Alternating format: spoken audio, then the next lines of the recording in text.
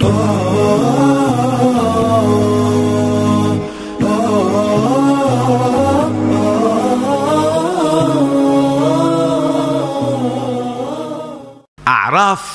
معناش چیه؟ اولا عرض کنم اعراف جمع عرف است. عرف هر بلندی را میگویند، هر تپه بلند را چی میگویند؟ عرف میگویند. حالا اعراف نام یک دیوار بلندی هست بین بهشت و جهنم، بین جنت و جهنم، لذا ذکر اون دیوار در این سوره آمده.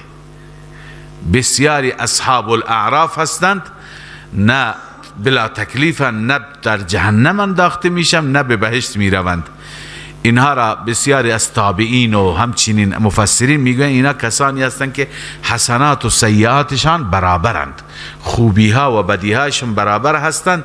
اونا را خدا به بهشت نبرده، لم یدخلوها و هم یطمعون، اما طمع دارند، توقع دارند که خدا نادیده بگیره، اون گناهان ما را نادیده بگیره، ما را ببره به بهشت. چون ذکر اینها آمده و این مسئله خیلی مهم است، این سوره نامگذاری شد به نام همین اعراف، تسمیت الکل به اسم الجز. به این دلیل این سوره را میگن اعراف. اما چه ربطی داره، چه مناسبتی داره این سوره با سوره گذشته؟ ببینید در سوره انعام و در سوره مائده، در هر دو سوره خداوند عزوجل بحث شرک فعلی و اعتقادی را به میان آورد. هم نفی فرمود شرک اعتقادی را که غیر از الله هیچ مدیری، مدبری، متصرفی، گرداننده امور نیست، هم نفی فرمود شرک فعلی را که نباید به خاطر غیر خدا حرام خدا را حلال بدانیم، یا بالعکس حلال خدا را حرام بدانیم. نباید این کار، اگر این کار را کسی کرد شرک کرده. خب هر دو نوع شرک را معرفی کرد، دلایلش را هم بیان فرمود. حالا در این سوره الله تعالی می فرماید که بدون خوف و خطر به تک تک افراد این مطالب را برسان. فلا یکن فی صدرک حرج، در دل شما هیچ تنگی نباشد، نترس، لتنذر به، به وسیله این قرآن بترسان، بیم بده هر کسی که گرفتار این شرک است. پس در اون هر دو سوره نفی دو شرک بود، در این سوره تبلیغ هست که این مطلب را به مردم برسان و مؤمنین را پند بده. این هست سوره مبارکه اعراف. اما در این سوره الله عزوجل مطالب زیبای بسیار زیادی بیان می‌فرماید، دلایل نقلی از اقوام گذشته، از پیامبران گذشته هم هست. الف لام میم صاد، این از مقطعات هست. الله اعلم بمراده. کتاب انزل الیک، ای هذا کتاب، این کتابی هست، این قرآن کتابی هست که انزل الیک، فرستاده شده، نازل شده به سوی تو. الله عزوجل این را فرستاده. منظور، حالا بعضی میگن این سوره هست، بعضی میگن کل قرآن است. چرا فرستاده؟ فلا یکن فی صدرک حرج. اول قبل از اینکه بگه چرا فرستاده، اول الله عزوجل میفرماید نباشد در سینه شما هیچ حرجی، یعنی در دل شما هیچ تنگی را و حرج را در دل راه مده. در رساندن مسئله شجاعانه عمل کن، بهادرانه عمل کن. حرج منه یعنی از این مسئله، درباره مسئله توحید هیچ تنگی به خود راه نده. خب چرا خداوند عزوجل این کتاب را نازل فرموده؟ لتنذر به، این حکمت انزال است، فریضه نبوی است، حکمت اول است. لتنذر به، تاکه به وسیله این کتاب بیم بدهی، انذار کنی، بترسانی. و وظیفه دوم و ذکرا للمؤمنین، و پندی هست برای مؤمنین، کسانی که ایمان می آورند، کسانی که تسلیم می شوند. این قرآن برای اونها چی هست؟ پند هست. این وظیفه رسول الله است، فریضه نبی. حالا فریضه امت، وظیفه من و تو چیه؟ اتبعوا ما انزل الیکم من ربکم. ای امت، ای مسلمانان، ای بندگان من رب، شما پیروی کنید آنچه که نازل میشه به سوی شما از جانب رب شما. وظیفه ما پیروی هست، عمل کردن. یکی از حقوق قرآن چیه؟ اتباع قرآن. این هست اتبعوا ما انزل الیکم من ربکم ولا تتبعوا من دونه اولیاء. و پیروی نکنید بغیر از الله از معبودان دیگر. اولیاء کسانی دیگر که به عنوان حامی خود، به عنوان ولی و نصیر خود انتخاب میکنید، از اونها پیروی نکنید، از اونها تبعیت نکنید.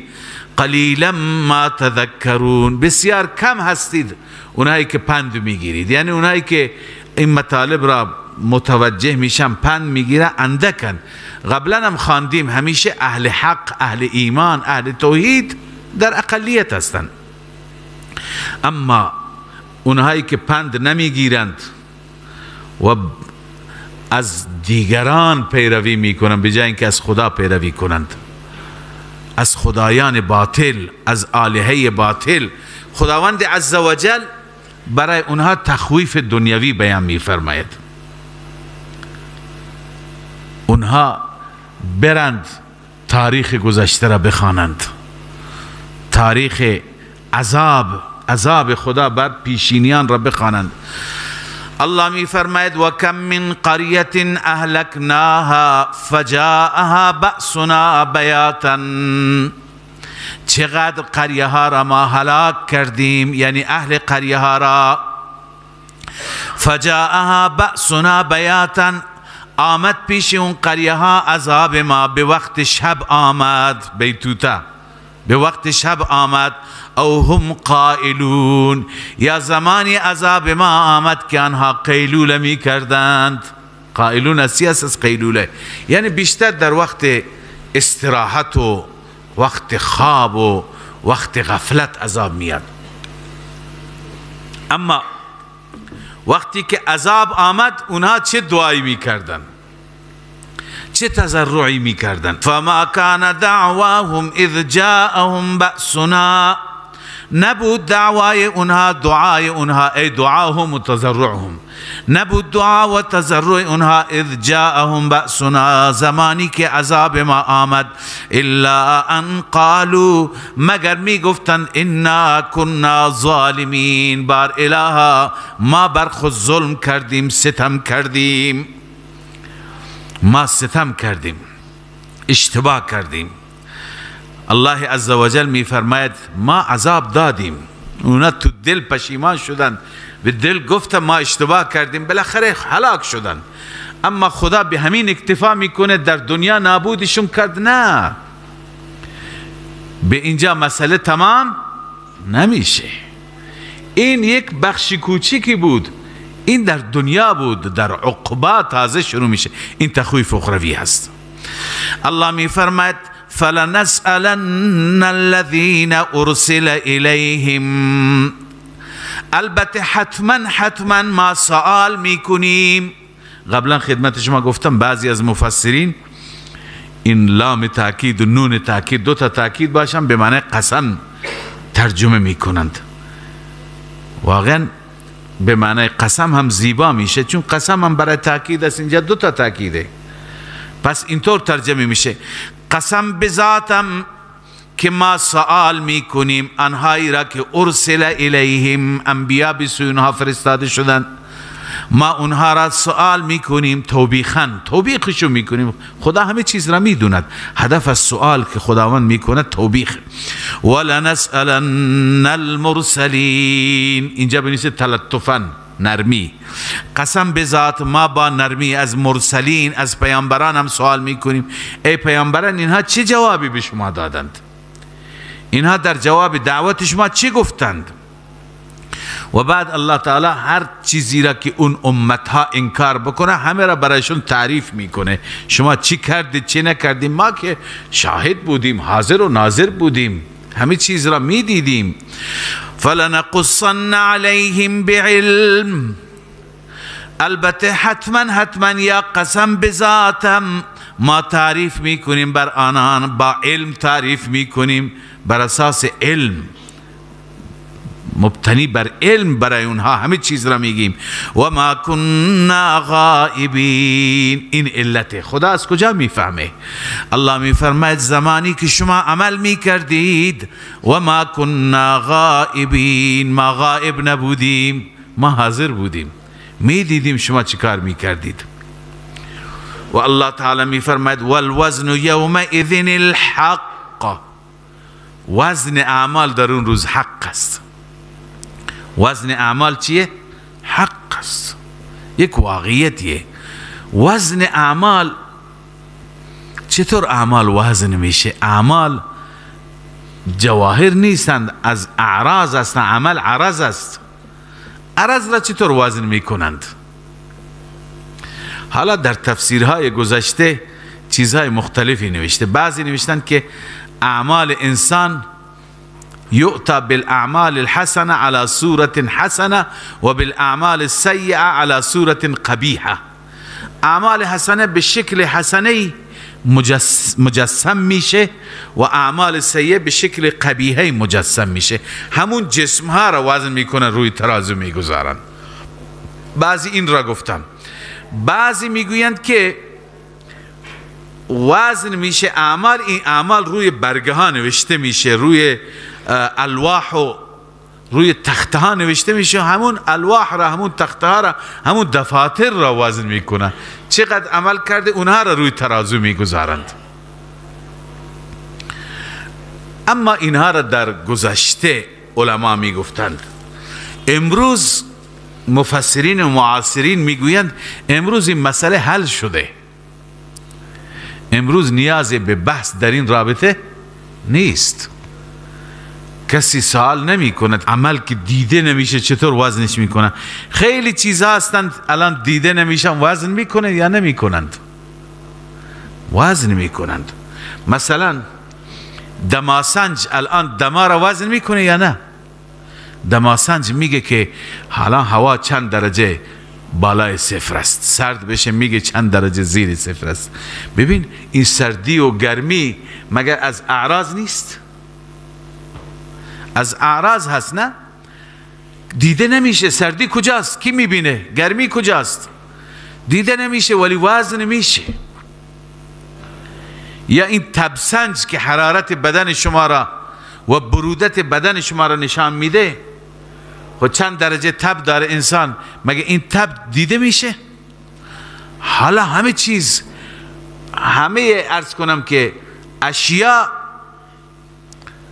اونهایی که دیده نمیشوند هم دارن وزن میشوند، دارن در اون عرض کنم که مکیال یا اون معیاری که هست. حالا سرعت را کی میبینه؟ سرعت را الان مردم وزن میکنه، میگه این سرعت زیاده، سرعت باد امروز 200 کیلومتر بوده، 60 کیلومتر بوده، 100 کیلومتر بوده، سرعت ماشین اینقدر بوده. اینا تمام خیلی چیزها هستند که حالا علم پیشرفت کرده، تنها جواهر و اجسام وزن نمیشوند، حالا اعراض و غیر اجسام هم چی میشوند؟ وزن میشن، اندازه گیری میشوند.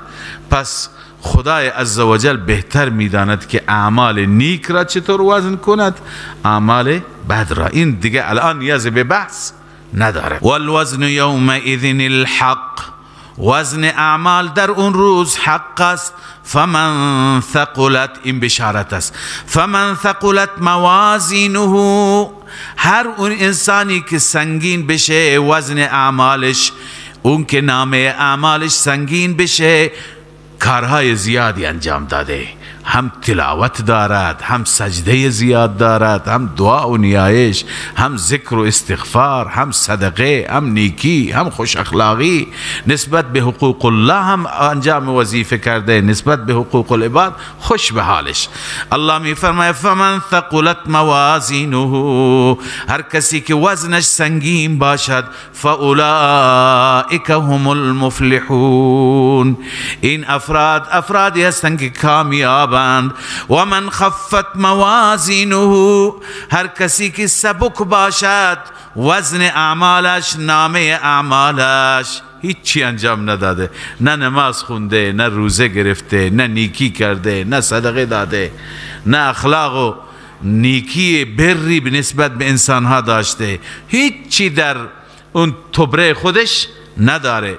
و من خفت موازینه فاولئک الذین خسروا انفسهم، هر کسی که نامه اعمالش سبک باشد، این افراد از اونهایی هست که خسروا انفسهم، خودشان را در خساره انداختند، بما کانوا بآیاتنا یظلمون، این به سبب این هست که اینها نسبت به آیات ما ظلم کردند، آیات را باور نداشتند، عمل نکردند. بعد از این الله عزوجل اینجا نعمتی دیگر از نعمتهای خودش را ذکر میکنه. ببینید از یک طرف خدا بحث عمل را میکنه، از یک طرف بحث نعمت را. اینا بی ربط نیست، اینا بی ربط نیست. قبلا خدمت شما عرض کردم الانسان عبید الاحسان، انسان بنده احسان است. خدا احسانات خودش را یاد میکند تا اینکه شما بیاد بیفتید چه رب مهربانی هست، پس در زندگی تمام فرامین او را به جا بیاورم. این نعمت ها به این معنی است. شما خواندید در سوره بقره خداوند میفرماید یا بنی اسرائیل اذکروا نعمتی التي انعمت علیکم، نعمت های من را یاد کنید، من چه احساناتی بر شما قوم بنی اسرائیل کردم. لذا وقتی که نعمت را یاد کردی، اوفو بعهدی، عهدی پیمانی که با من خدا بستید وفادار باشید. پس احسانات خدا یادآور چی میشه؟ یادآور عمل میشه. الله عزوجل اینجا احسان و نعمت اول را ذکر میکنه، نعمت سکنا. ولقد مکناکم فی الارض، ای انسان ما شما را تمکین دادیم، جای دادیم در زمین. در زمین ببینید تمام کرات دیگر قابل زندگی نیستند، فضانوردها رفتند، همه جا میگویند که اکسیژن نیست یا آب نیست یا هیچ امکاناتی برای زندگی. بقیه کره ها را الله عزوجل قابل زندگی نگذاشته، این زمین را که ما را باشندگان این زمین گذاشته، این کره را الله تعالی چه امکاناتی داده. اینجا هم هوا است، اکسیژن است، راحت هستیم، تنفس میکنیم. بنده در اون دوران کرونا عرض میکردم که این نعمتی که هر لحظه ما استفاده میکنیم، اون زمان انسان قدرش را میدانست که اکسیژن نبود. این اکسیژن ها را به فروش میخریدند مردم، هر کپسول چقدر تمام میشد؟ 200,000 تومان، 300,000 تومان برای یک ساعت. حتی سرمایه‌دارها مونده بودن میگفتن پول اکسیژن نداریم. ما گفتیم که خدای عزوجل چند روزی داره نشان میده که از این اکسیژن مصنوعی استفاده بکنید، قدر این نعمت منو بدانید. شب و روز نفس میکشید، اصلا پولم نمیدید، شکرگزار نمیشید؟ لذا الله عزوجل میفرماید ما شما را در زمین تمکین دادیم، یعنی مکان و قدرت دادیم. تمکین هم به معنی جای دادن، هم به معنی قدرت دادن. و اینجا به شما هوا دادیم، به شما زمین دادیم، به شما آب دادیم، تمام اون چیزهایی که مایه حیات هستند در این کره الله عزوجل اینها را قرار داد. این نعمت بزرگی هست، اگر نمی بود ما محو می شدیم، نابود می شدیم. الله می فرماید و جعلنا لکم فیها معایش، این زمین را ما به شما دادیم و قرار دادیم برای شما در این زمین معایش، یعنی اسباب زندگی، اسباب عیش، اسباب زندگی. ما تا زمین هست، تا این دفینه های زمین، خزائن زمین هستند، انسان غمی ندارد. هرچی جمعیت اضافه بشه، هرچی نفوس بیشتر بشه، انسان کمبود نداره. اینقدر خداوند خزانه داره، اینقدر معادن داره، اینقدر دفینه ها داره، اینقدر تو این دریاها الله عزوجل نفت گذاشته، اینقدر گاز گذاشته در کوها که هر چی که انسان استفاده میکنه ثروتش بیشتر میشه، انسان کم نمیاره. لذا الله میفرماید و جعلنا لكم فيها معایش، المراد ذریعة المعاش و اسباب کسب الرزق. این زمین پهناوری هست، برو دریایش هم پول در بیار، برو بیابانش هم پول در بیار، برو کوهش تو معدنش هم پول در بیار، هر جا. اما قلیلا ما تشکرون، بسیار اندکه اون چیزی که شما شکر میکنید. شکر شما کمه، سپاسگزاری شما انسان ها کمه، شما بنده شاکر نیستید. شکر خدا چی هست؟ قبلا گفتم، هم شکر زبانی، هم شکر قلبی، هم شکر عملی. هم با زبان بگو خدایا شکرت الحمدلله، و هم قلبا به اینها فکر کن و شکرگزار باش، و هم عملا شکر چیه؟ اینی که طاعت و بندگی را بجا بیار و رب را نافرمانی نکن، معصیت نکن. قلیلا ما تشکرون. خداوند گلایه میکنه ای بندگان من، شما بسیار کم تشکر میکنید. انسان ها از همدیگه بیشتر تشکر میکنند تا اینکه از خدا تشکر کنند. یه فرهنگی ما داریم همش از همدیگه شکر و سپاسگزاری است. کاش همین اندازه انسان از خدا تشکر میکرد به خاطر این نعمتهایش. لذا الله تعالی میفرماید اولین نعمت اینه که ما شما را در زندگی در زمین سکنا دادیم، اسباب رزق برای شما پیدا کردیم، امکانات برای شما، امکانات رفاهی در این زمین گذاشتیم، اما شما کم شکر گذارید. دوم، خود شما را الله میفرماید ولقد خلقناکم ثم صورناکم. خلقت اول، پیدایش اول، ای انسان ما شما را آفریدیم، سپس به شما صورت دادیم. چه شکل زیبایی الله به انسان داد. بارها عرض کردم منظور از شکل سفیدی پوست و سیاهی پوست و یکی سرخ پوست یکی زرد پوست این نیست. همین شکلی که به انسان داده. انسان مثل حیوان سر به زیر نیست، انسان روی شکم راه نمیره، انسان روی چهار دست و پا راه نمیره، انسان همین که سر بلنده روی دو تا پا هست، این که با این دستهایش هر کاری میکنه. بقیه نمیتونن غذای خودشون را درست بخورند، اما انسان با دست پاکش میکنه، تمیزش میکنه، با کیفیتش میکنه، استفادهش میکنه. لذا این صورت منظور هست. و بعد از اینکه انسان را خداوند آفرید، او را افضل و برتر قرار داد. دلیل افضل بودن اینه که حتی به ملائکه که معصوم هستند و گناه نمی کنند، به اونها دستور داد که انسان را تعظیم کنید، ادای احترام کنید. چه مقامی، چه جایگاهی الله عزوجل به انسان داده. ثم قلنا للملائکه اسجدوا لآدم. سپس ما گفتیم به ملائکه که شما سجده کنید به آدم. فسجدوا الا ابلیس. همه سجده کردند، سجده تحیه مراد است، همه ادای احترام کردند الا ابلیس، مگر ابلیس نکرد. خب ابلیس لم یکن من الساجدین، از ساجدین نبود.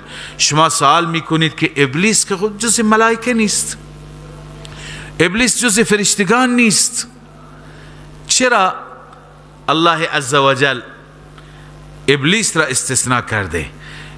ابلیس درست جز فرشتگان نیست، ولی ابلیس به دلیل تقربی که داشت با فرشتگان همراه بود، او را خداوند به صورت خصوصی دستور داد ای ابلیس تو هم برو سجده کن.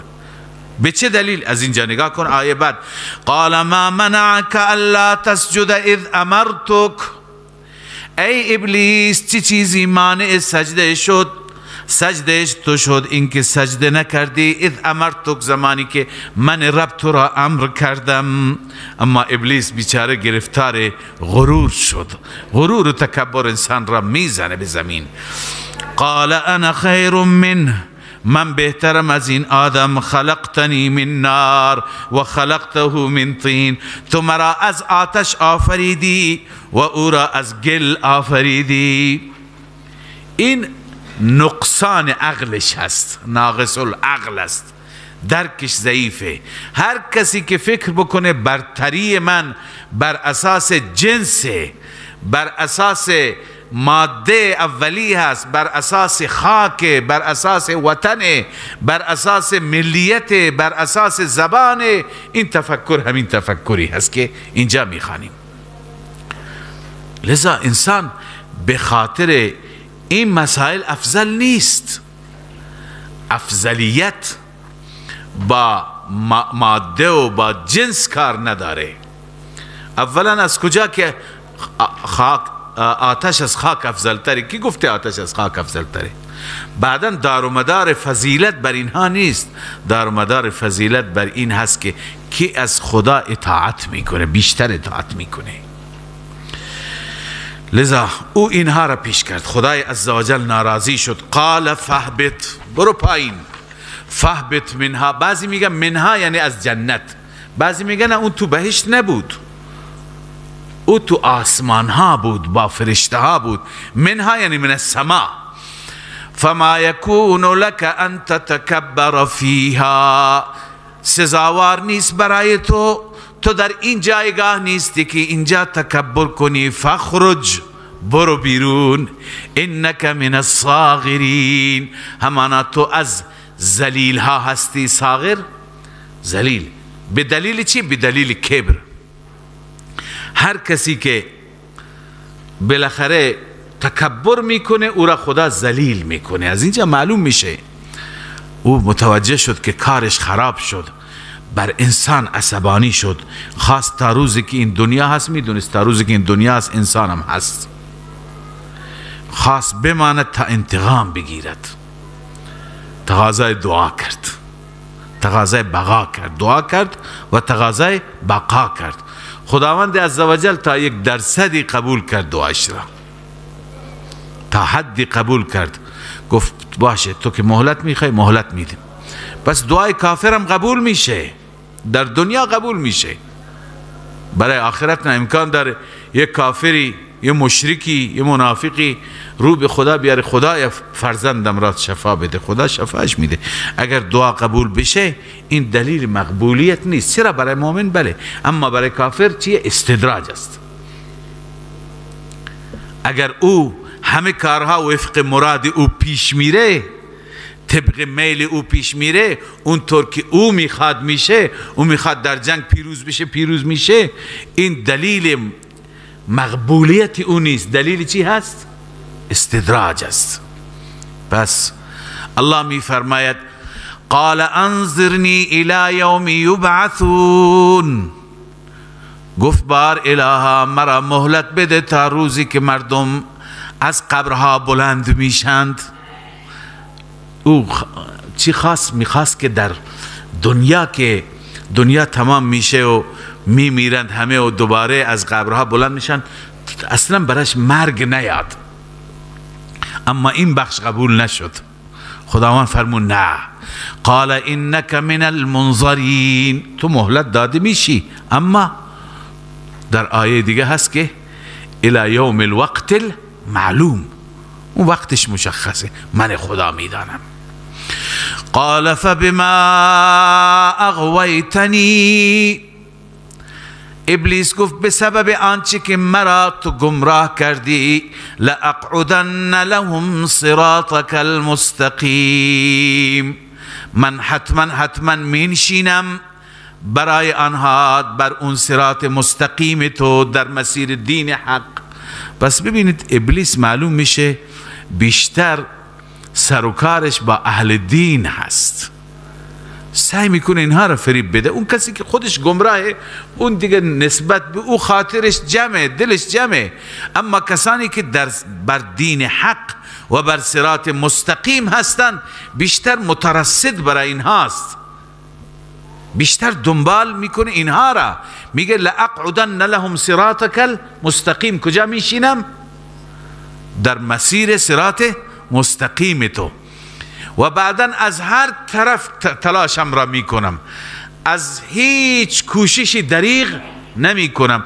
ثم لآتینهم، سپس پیش این انسان ها میام، من بین ایدیهم، از جانب راست، از جلویشان، و من خلفهم، از پشت سر، و عن ایمانهم، از راستشان، و عن شمائلهم، از چپشان، ولا تجد اکثرهم شاکرین، و تو نمیابی اکثر بندگانت را سپاسگزار. اکثرشون را شاکر نمیبینه. اکثر این انسان ها را کاری میکنم که شاکر نباشن. شاکر بعض اینجا نوشتن موحدین از ابن عباس، یعنی اکثر انسان ها موحد و یکتاپرست نمیشن، اکثرشون مشرک میشن. امروز شما ببینید در جهانی که ما هستیم اکثریت خدا پرستند یا همه چیز پرست. مسلمان کمتره، اکثرا یا هندواند. الان جمعیت بزرگ انسان ها اینها هستند، چینی ها هستند، هندوها هستند. اکثرا یا گاو میپرستند یا چیزهای دیگه، یا مجسمه بودا را میپرستند، یا صلیب را میپرستند، یا خورشید را میپرستند، یا آتش میپرستند. اکثرا اینها هستند.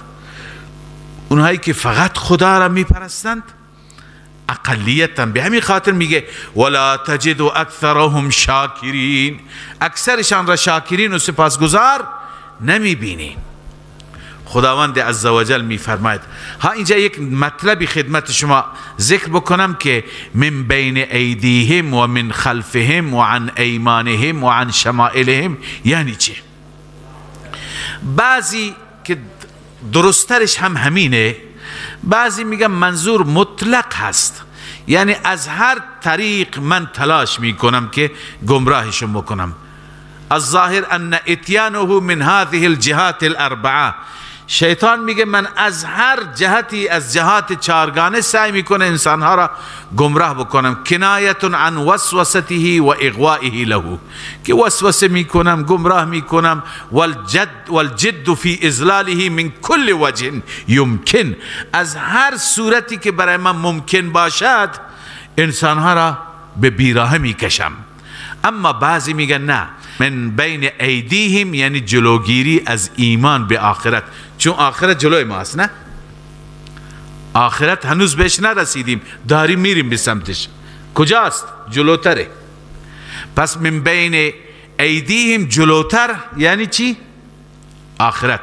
و من خلفهم مشغول کردن و منهمک کردن و غرق کردن به دنیا. دنیا پشت سره ما، داریم به سمت آخرت میریم، دنیا را پشت سرمون میگذاریم.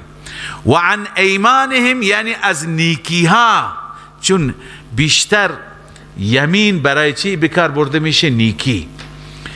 از نیکی ها اونها را باز میدارم. و عن شمائلهم ترغیب به بدی هاست، چپ. ترغیب به چیه؟ بدی هاست.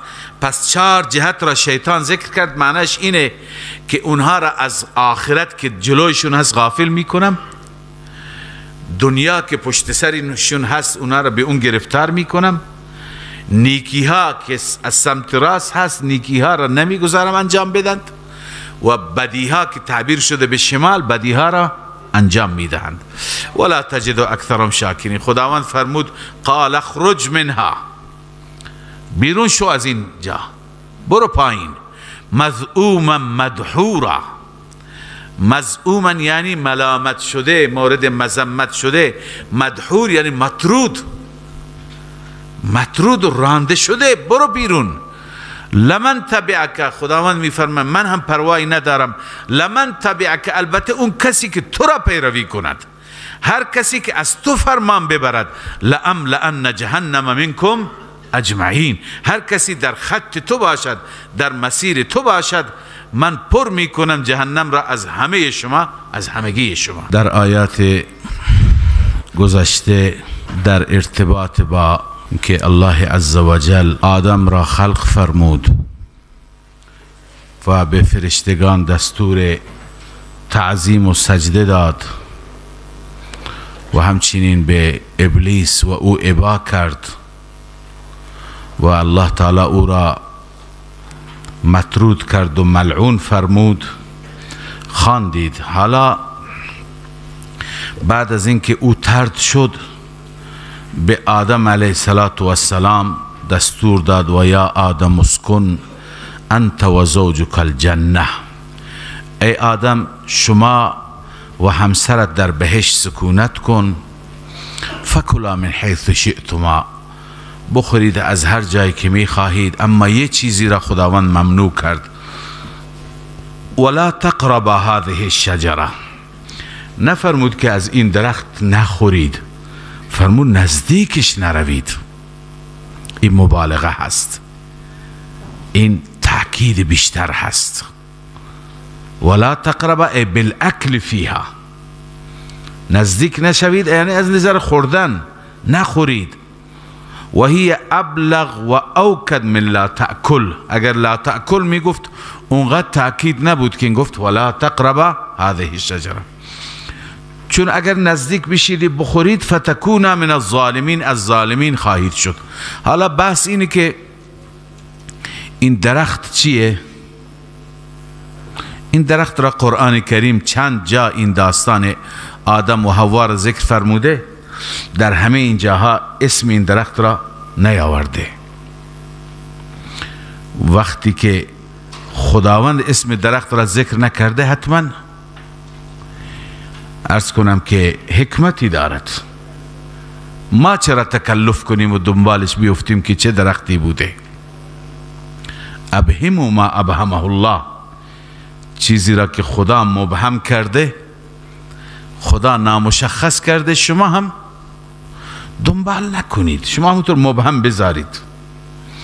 بسیاری نوشتن، بعضی نوشتن که شاید یکی از حکمتها و علتها که خداوند این درخت را نام نگرفته در قرآن این هست که این درخت بعد بدنام می شد، بعد مردم از او تنفر می کردند، شاید نسلش را از بین می بردند.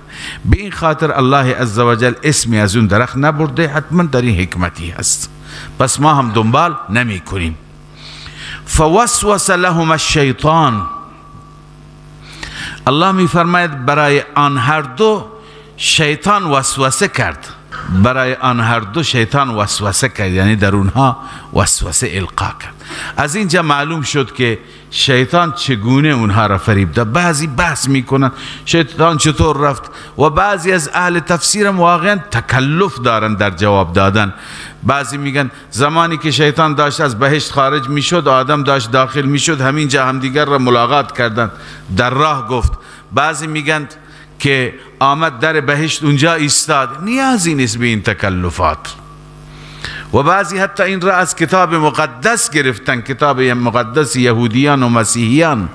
اینم غلطه که شیطان در دهان مار رفت، شیطان در دهان مار رفت و پنهان شد، مار رفت تو بهشت، مگر بهشت جای مارها هست؟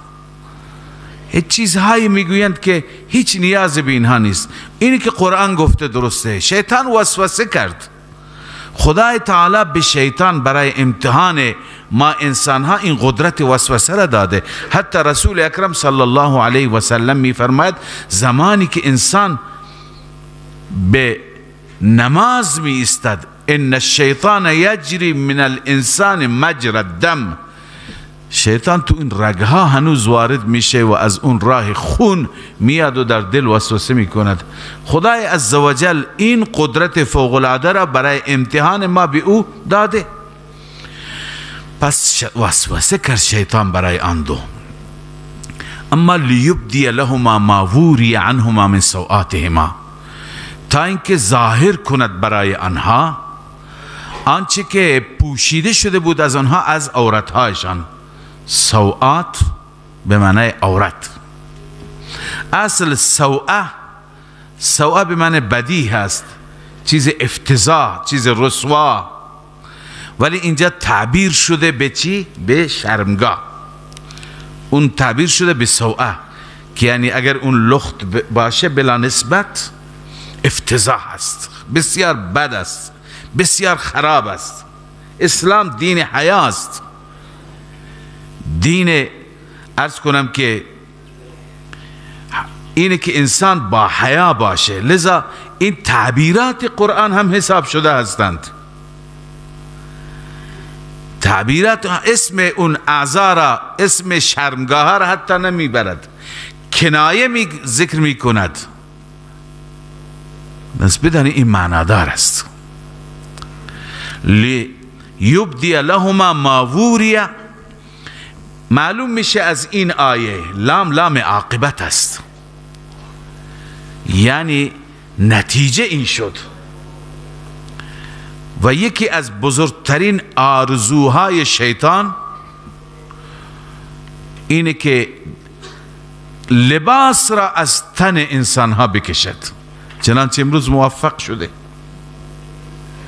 امروز در دنیای کفر که این به عنوان یکی از افتخارات است و متاسفانه خیلی از مسلمان ها هم همون اعتقاد را دارن، میگن که باید ما آزاد باشیم، باید لباس هر چی که بیشتر. الان دقت بفرمایید در دنیا بهترین مدل ها اون لباس هایی هستند که بیشتر در اونها عریانی هست، یعنی لباسی که کامل بدن را میپوشد این زیاد مد نیست، بالخصوص در زنها.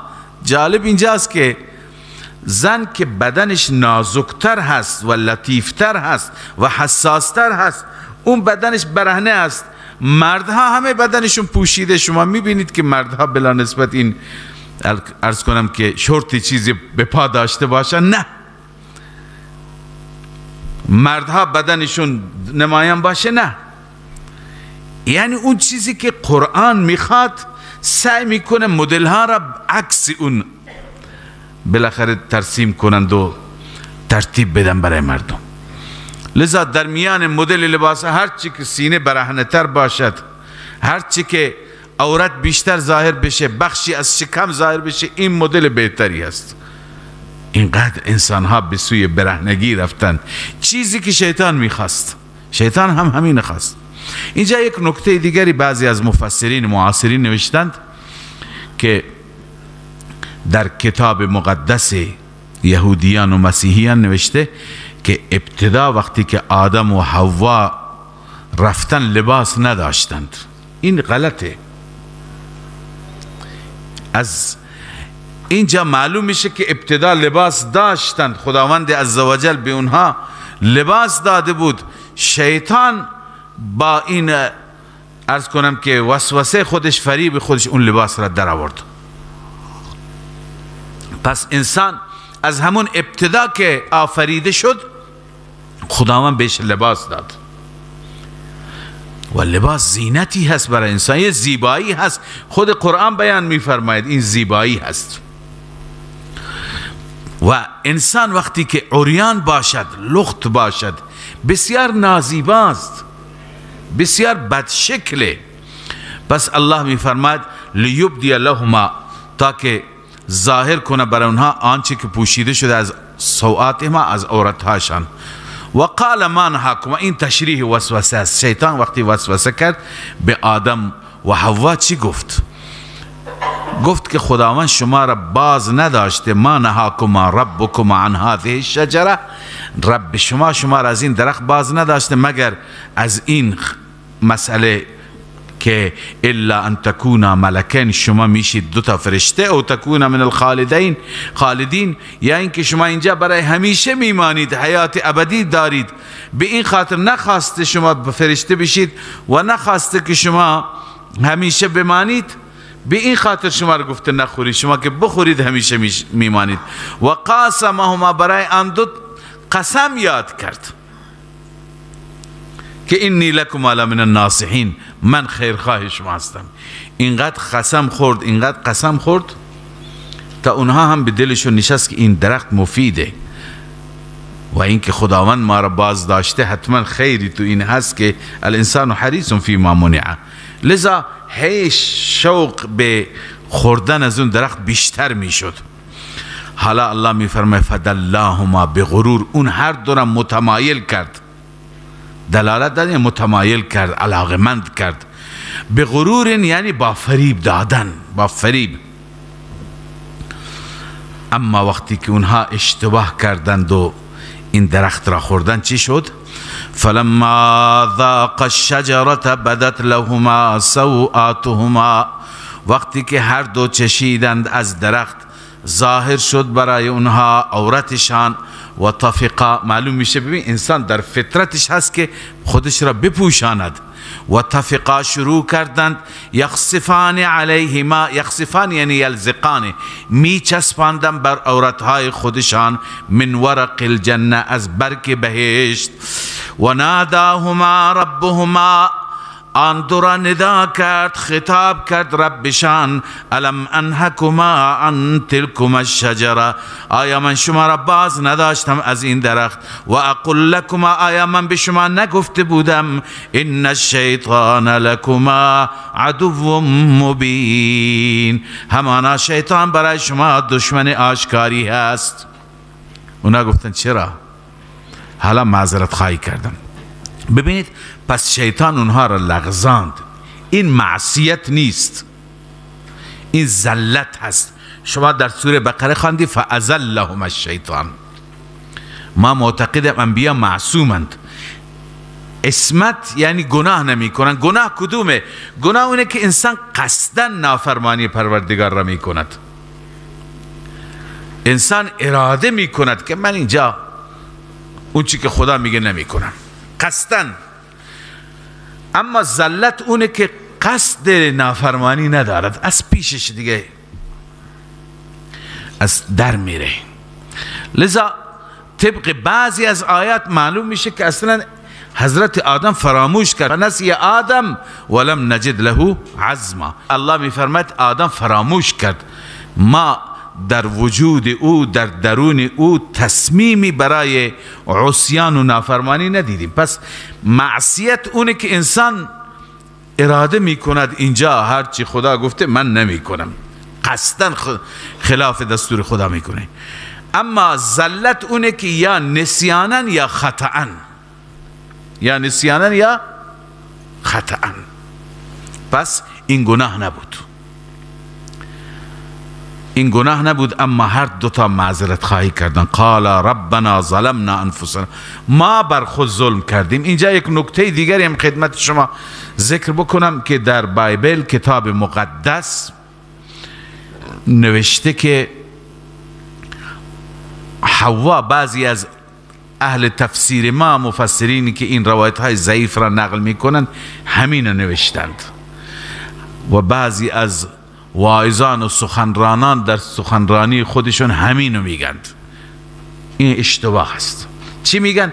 میگویند که حوا آدم را مجبور کرد، حوا آدم را مجبور کرد و آدم بالاخره گوش به حرف او کرد.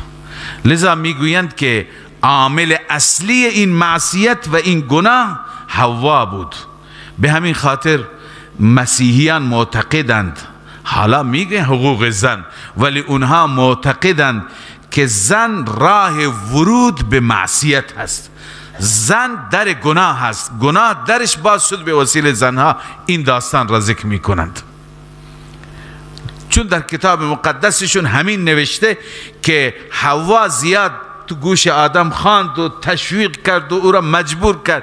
یعنی شیطان حوا را فریب داد، حوا آدم را فریب داد. لذا اونها میگن که زن در گناه است، زن دروازه معصیت است، در حالی که قرآن این را نمیگه. قرآن چی میگه؟ قرآن نسبت میده این اشتباه را به هر دو.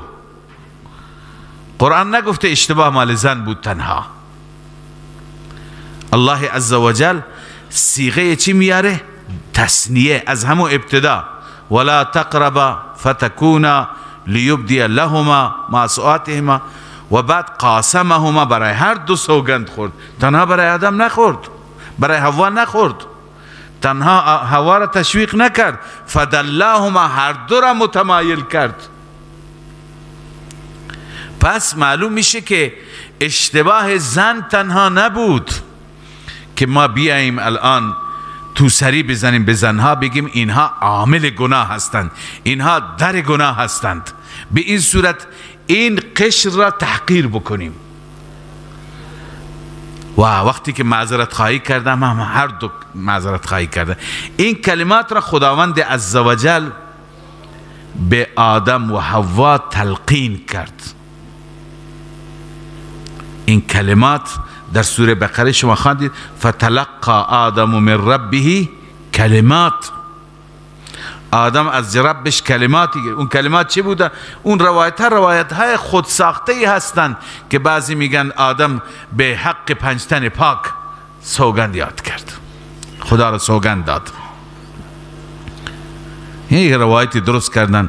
خدا گفت که اینها را از کجا میشناسی؟ گفت که اون زمانی که مرا خلق کردید دیدم بر عرش تابلوی هست اسم این 5 تا اونجا نوشته. این مداحان اینا را درست میکنن، بعضی مردم باور هم میکنند. ببین چیزی که قرآن میگه درسته. قرآن چی میگه؟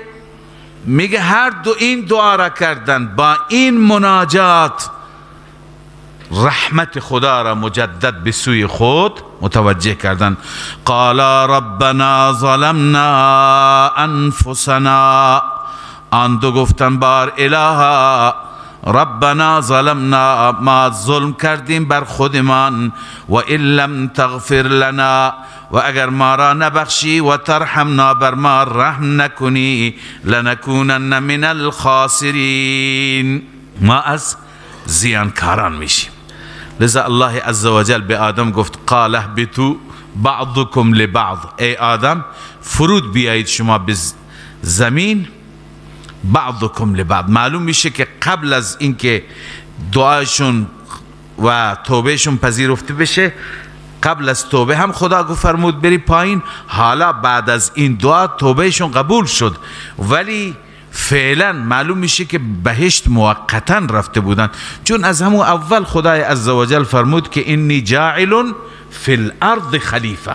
این خلیفه را برای کجا میخوام؟ برای زمین. مقدر همین بود از ابتدا که آدم بیاد زمین. لذا خداوند فرمود اهبطوا، فعلا بری پایین، اما در زمین مورد امتحان و آزمایش خدا قرار میگیری. بعضکم لبعض عدو، بعضی از شما نسبت به بعضی دشمن میشید. ولکم فی الارض مستقر، برای شما در زمین تا مدتی زمان قرار و زندگی هست. و متاع یعنی اسباب زندگی، اسباب معیشت، الی حین، تا مدتی، اونجا تا مدتی زندگی کنید. بعدا جای شما اینجاست که دیدید، همینجا بر میگردید. حالا آدم علیه السلام در زمین که تشریف آوردند کجا فرود آمد؟ والله اعلم، در قرآن و سنت نیست، اما در تواریخ چیزای نوشته. میگویند که سیدنا آدم علیه السلام در ساحل هندوستان منطقه است به نام سرندیب نزدیک سریلانکا، اونجا یک کوهی هست، حالا هم اسمش از کوه آدم. سیدنا آدم علیه السلام اونجا فرود آمد. به همین دلیل میگویند که جمعیت هندوستانی ها و چینی ها اصلا جمعیت شرقی ها بیشتر هستند، چون که ابتدا اینجا بود و تاریخ این مناطق از تاریخ مناطق دیگه زودتر هست. اینجا جلوتر نسل چی شد؟ منتشر شد. والله اعلم. بالاخره آدم علیه السلام اینجا فرود آمد و خداوند فرمود مدتی در دنیا زندگی کنید. قال فیها تحیون، در همین زمین زندگی کنید، حیات دنیا مراد است. و فیها تموتون، در همین زمین میمیرید. و منها تخرجون، و عاقبتا از همین زمین دوباره بلند کرده میشید. اگر درست زندگی کردید، طبق اصول زندگی کردید، طبق فرامین خدا، دوباره همین بهشت برمیگردید. خلاصه داستان آدم و حوا این بود. حالا بحث این که شیطان لباس اونها را از تنشون در آورد. شیطان لباس اونها را از تنشون در آورد. این لباس، درباره لباس الله تعالی بیان می فرماد یا بنی آدم، ای بنی آدم. یه چیزی که من قبلا خدمت شما عرض کردم درباره عمومیت بعثت رسول الله صلی الله علیه وسلم. ما گفتیم بعثت رسول الله برای عموم هست، برای قوم نیست، برای عرب نیست، برای عجم نیست، برای نمیدونم آریایی نیست، برای همه انسان هست. خطاب ها را ببینی، بعضی جا خدا میفرماید یا ایها الناس، اینجا میفرماید یا بنی آدم. در این سوره این خطاب که تمام اولاد آدم را خطاب هست چند بار تکرار شده، معلوم میشه که این رسالت عمومی هست که خطاب عمومی هست. لذا الله می فرماید یا بنی آدم، ای فرزندان آدم، قد انزلنا علیکم لباسا یواری سوآتکم و ریشا، ما نازل کردیم بر شما لباسی که یواری سوآتکم، این لباس شرمگاه شما را، عورت شما را بپوشد، و ریشا، و لباس زینت و لباس زیبایی، و لباس التقوی ذلك خیر، لباس تقوی این لباس بهتر است. اگر به این آیه دقت بکنید خداوند اینجا برای ما 3 نوع لباس بیان کرده.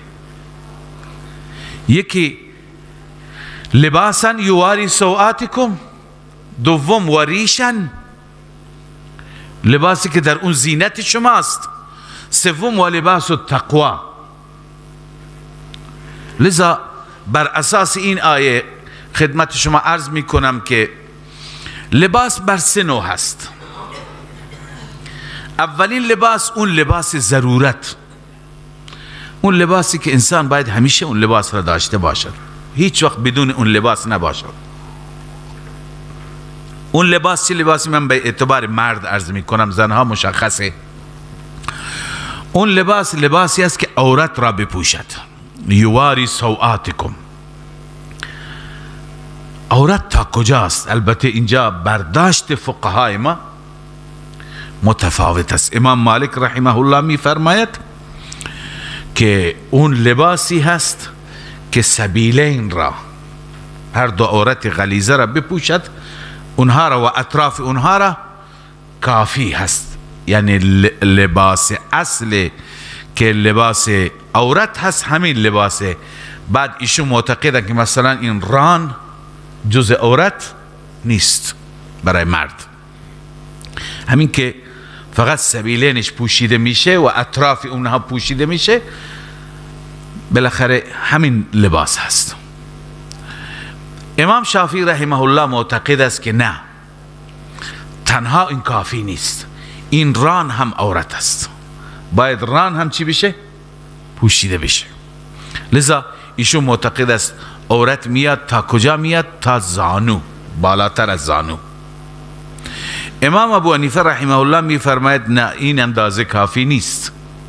هر یک الان استدلالاتی در اینجا جایش نیست، بلکه تا زانو و خود زانو هم جز عورت است، یعنی از ناف تا زانو. این لباس چی هست؟ لباس عورت است که این بر همه فرض است، بر همه مردان تا این اندازه پوشیدن بدن چی هست؟ فرض است. اگر جلوی کسی ظاهر شدند که غیر از اینها ظاهر بودند، سینه ظاهر بود، شکم ظاهر بود، عرض کنم شانه ظاهر بود، پایین تر از زانو ظاهر بود، این اشکالی نداره، گناهکار نمیشه انسان. این یک لباس است. لباس دوم لباس زینت، لباسی که قرآن او را میگه ریشن. ریش یعنی زینت. اصل ریش در زبان عربی به پر میگن، پر پرنده. بالاخره اگر بال پرنده نباشد پرنده میتونه پرواز بکنه؟ نمیتونه. و زیبایی پرنده اگر دقت کرده بیشتر در کجاست؟ در همین پرهایش است. پس لباس را قرآن کریم به چی تعبیر میکنه؟ به پر تعبیر میکنه. پس این دومین لباس، لباسی که باعث زیبایی بشه. این کدوم لباس هست؟ این لباسی هست که تمام بدن را بپوشاند، حتی کلاه، سر را هم بپوشاند. چون پرنده ها معمولا به وسیله همین پرها سرهایشون هم چیه؟ پوشیده هست. اونجا هم پر کوچکی دارد، بعضی کاکل دارن، اونی که کاکل داره باز زیباتره. پس ما استدلال میگیریم هرچی بیشتر پوشش باشد، بر اساس الان کار نداریم که انسان ها از اون فطرت اصلی به سوی یک فطرت غیر اصلی رفتند، حالا فکر میکنه هرچی بدن برهنه تر باشه زیباتره. نه، اونطور نیست. هرچی بیشتر پوشش داشته باشه زیباتر میشه. پس لباس دوم لباس چی هست؟ لباس زیبایی، لباسی که انسان را زیبا میکند. اون کدومه؟ همون که تمام بدن پوشیده بشه، دستها را هم بپوش، پاها را هم بپوش. این دومین لباس. سومین لباس، انسان میخواهد که اون لباسی را داشته باشد، هر انسانی اون لباسی را داشته باشد که اون لباس فضیلت باشه. یعنی برایش ضمن این که لباس را میپوشد برایش اجر هم باشد، باعث عرض به خدمت شما که رضایت پروردگار هم باشد. این را خدا میفرماید و لباس التقوی. این لباس کدوم لباس است؟ لباس صالحین، لباس صالحین. حالا لباس صالحین کدوم است؟ ببینید، ما در دنیا فقط باید به فکر خودمون نباشیم. ما کردیم، ما ترکمنیم، ما بلوچیم، ما عربیم، ما هر یکی بگه لباس من. همین خاطر خیلی از مردم میپرسند لباس سنت کدومه؟ لباس سنت لباس خاصی نیست. لباس صالحین هر قوم اون لباس سنت است. نمیشه که ما بگیم که لباس بیا عربی بپوشیم، فرهنگ خودمون را اصلا از بین ببریم. این چنین چیزی نیست.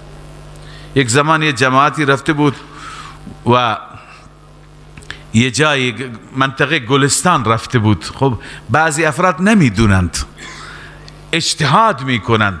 اونجا تبلیغات کرده بودم برای لباس، گفته بودم بهترین لباس این لباس ماست. ما رفتیم پیش یک عالم، گلایه کرد، گفت که این جماعتی آمدن، گفتم بهترین لباس پاکستانی است، چون لباس اونا لباس پاکستانی میگن. گفت اینجا جماعتی آمده گفته بهترین لباس پاکستانی است، اینا میخوان فرهنگ ما را از بین ببرند. ما ترکمن ها برای خودمون یک لباس خاصی داریم.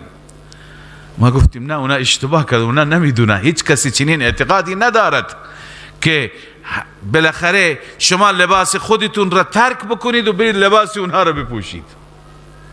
لذا اگر کسی از شما پرسید که لباس سنت کدوم لباس هست، نمیتونی بگی لباس عربی. همین لباس عربی مگر در زمان پیامبر بوده؟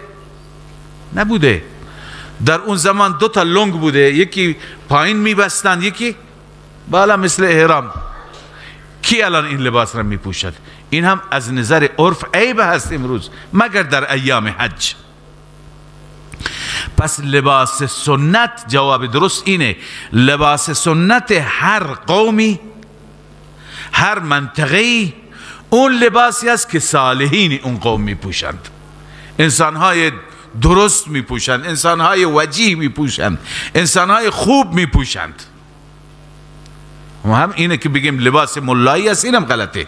شاید یک لباسی هست که اختصاص به روحانیت داره، حالا همه مردم بیاند عبا بپوشند؟ اینطور هم نمیشه.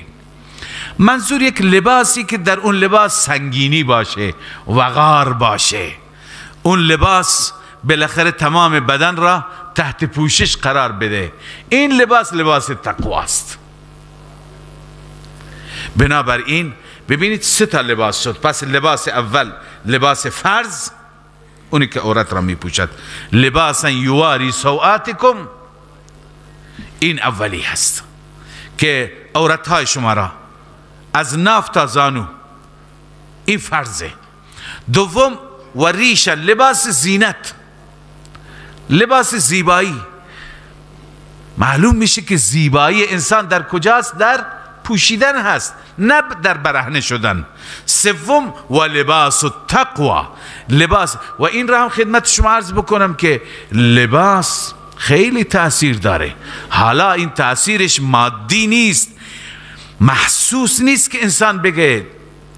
لباس تأثیرش در چی هست؟ در توفیق انسان، در عمل انسان.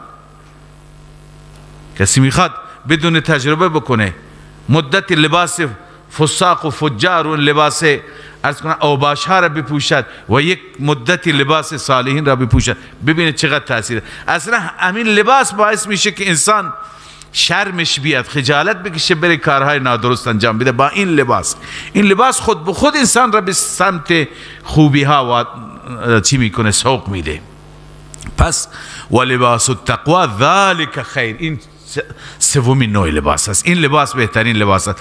ذالک من آیات الله لعلهم یذکرون، اینها از آیات الهی یعنی نشانه فضل و احسان پروردگار است، همین که به شما خدا لباس داده. لعلهم یذکرون. یکی از تفاوت‌های انسان و حیوان لباس است. حیوان لباس نداره، بعضی حیوانات لباس طبیعی دارن که خداوند عزوجل به اونها داده.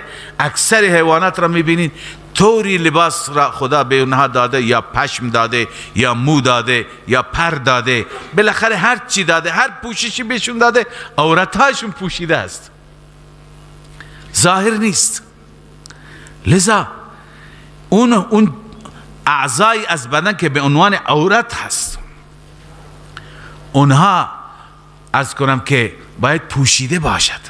اما انسان ها این را برای خودشون، امروز انسان ها نگیم بهتره، انسان نماها بعضی ها هستن که این را برای خودشون افتخاری، این را برای خودشون مد روز میدونن که هرچی برهنه تر باشن، بالخصوص برای زنها.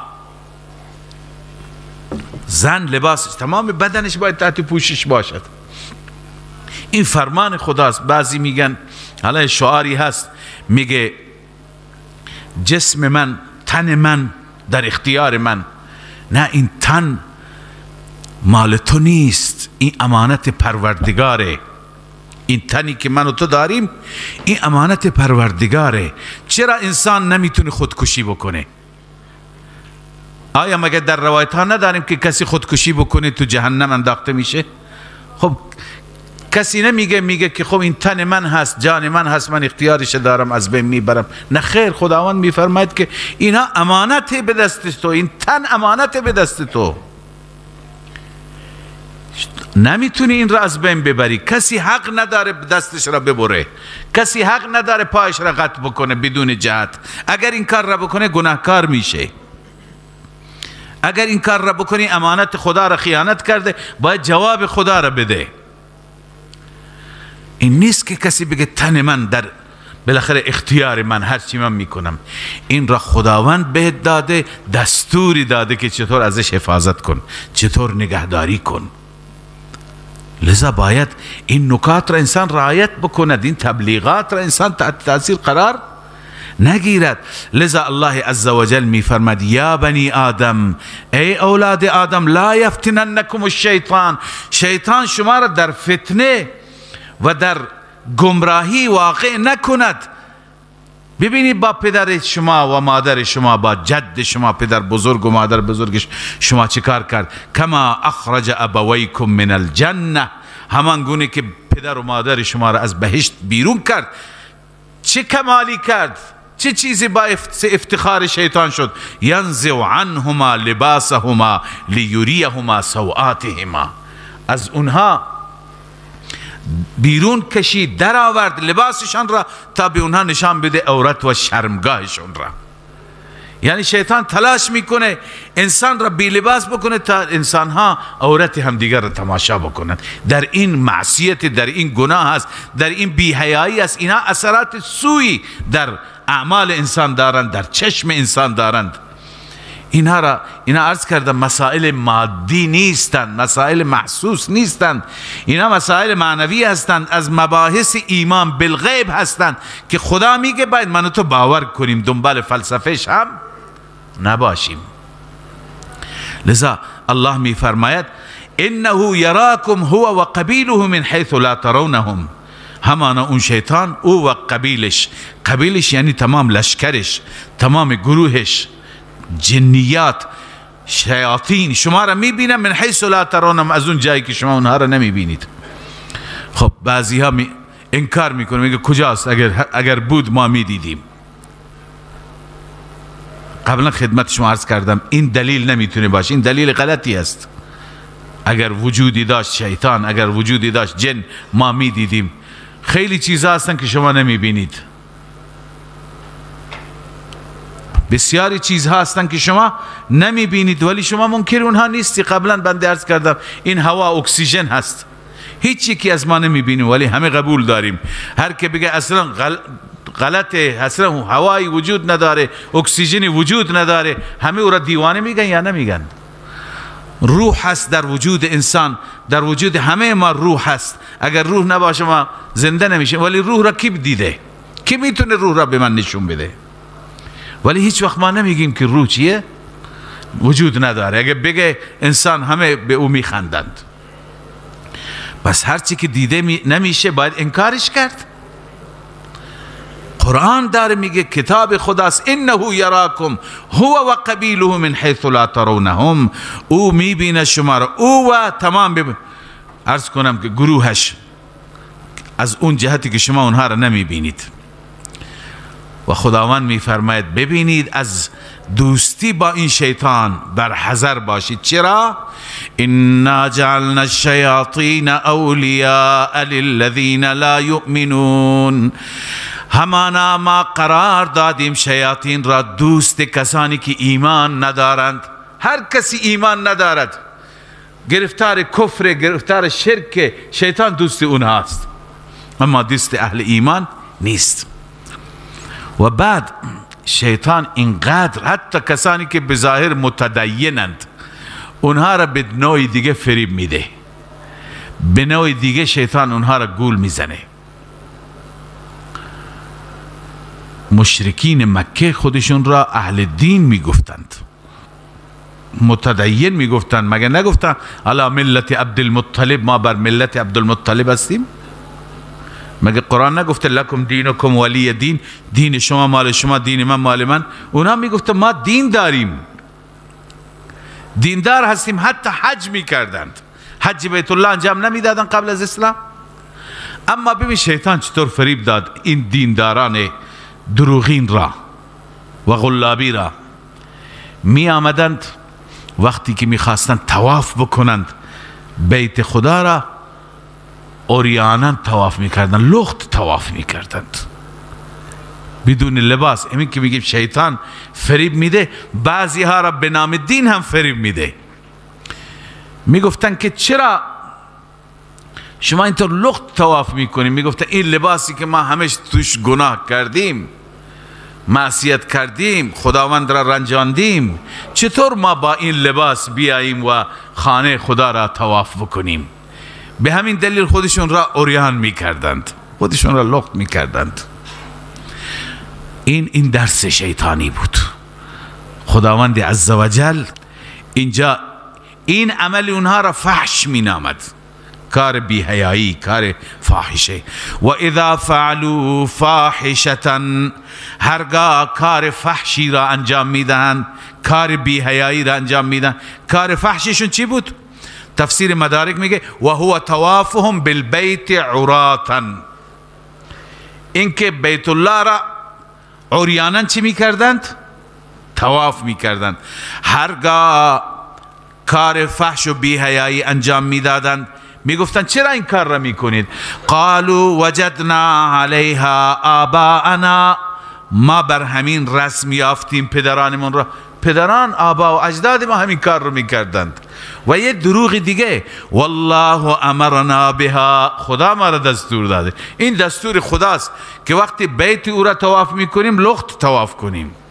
الله عزوجل ناراضی شدند.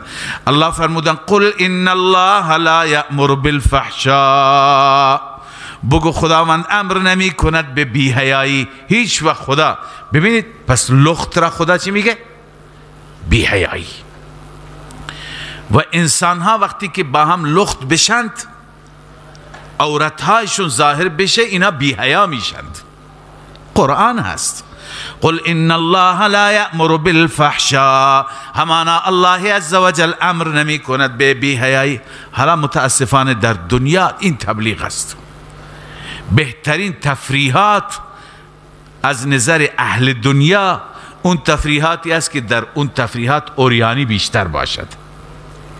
این سواحل دریاها در بلاد مختلف، کشورهای مختلف، در این سواحل دریاها تمام اوریانی و لختی است و روز به روز انسانها این تبلیغ را بیشتر میکنن. معلوم نیست که اینها با این لباس چه مشکلی دارند، در حالی که عرض کردم قرآن هم ذکر کرد زیبایی انسان با لباس است.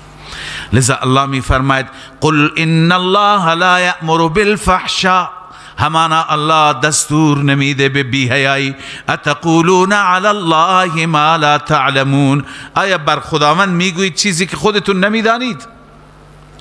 قل امر ربی بالقسط، اگر شما میخواید فرمان رب را اجرا کنید، دستور پروردگار را عمل کنید، نگویید والله امرنا بها، یه چیزی از خود درست میکنید و میگید خدا به ما دستور داده. بیا دستور خدا را برات ابلاغ کنم. دستور خدا چیه؟ قل امر ربی بالقسط، خداوند به عدل و انصاف دستور داده. قسط یعنی انصاف. اما منظور از انصاف چیه؟ این سوره مکی هست، یادتون باشه. در مکه بزرگترین ظلمی که مردم میکردن چی بود؟ شرک. ان الشرک لظلم عظیم. پس در مقابل این شرک انصاف چیه؟ توحید، یکتاپرستی. به همین دلیل القسط را ابن عباس تفسیر میکنه ای لا اله الا الله. خدا دستور میده به توحید. شما اون لباس را که از تنت خارج میکنی نکن، میخوای خدا را راضی کنی بیا فقط خدا را عبادت کن. معنیش اینه. قل امر ربی بالقسط. توضیح دادیم قسط را. قسط چیه؟ نیا در بیت خدا، در مسجد الحرام نیا بت نیار، لات و عزا نیار، یا فلان و یا فلان نگو، غیر الله را فریاد نزن. و اقیموا وجوهکم عند کل مسجد وادعوه مخلصین له الدین. بعضی ها همونجا میرن یک سری اورادی میخوانند در نمیدونم ساعتهای شب و این اورادشون وقتی توجه میکنی همش کلمات شرکی است. در کنار خانه خدا آمدی غیر الله را صدا میکنی.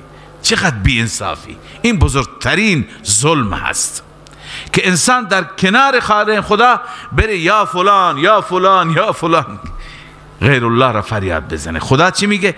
قسط اینه که و اقیموا وجوهکم عند کل مسجد، یعنی چهرهتون را قائم کنید، راست کنید.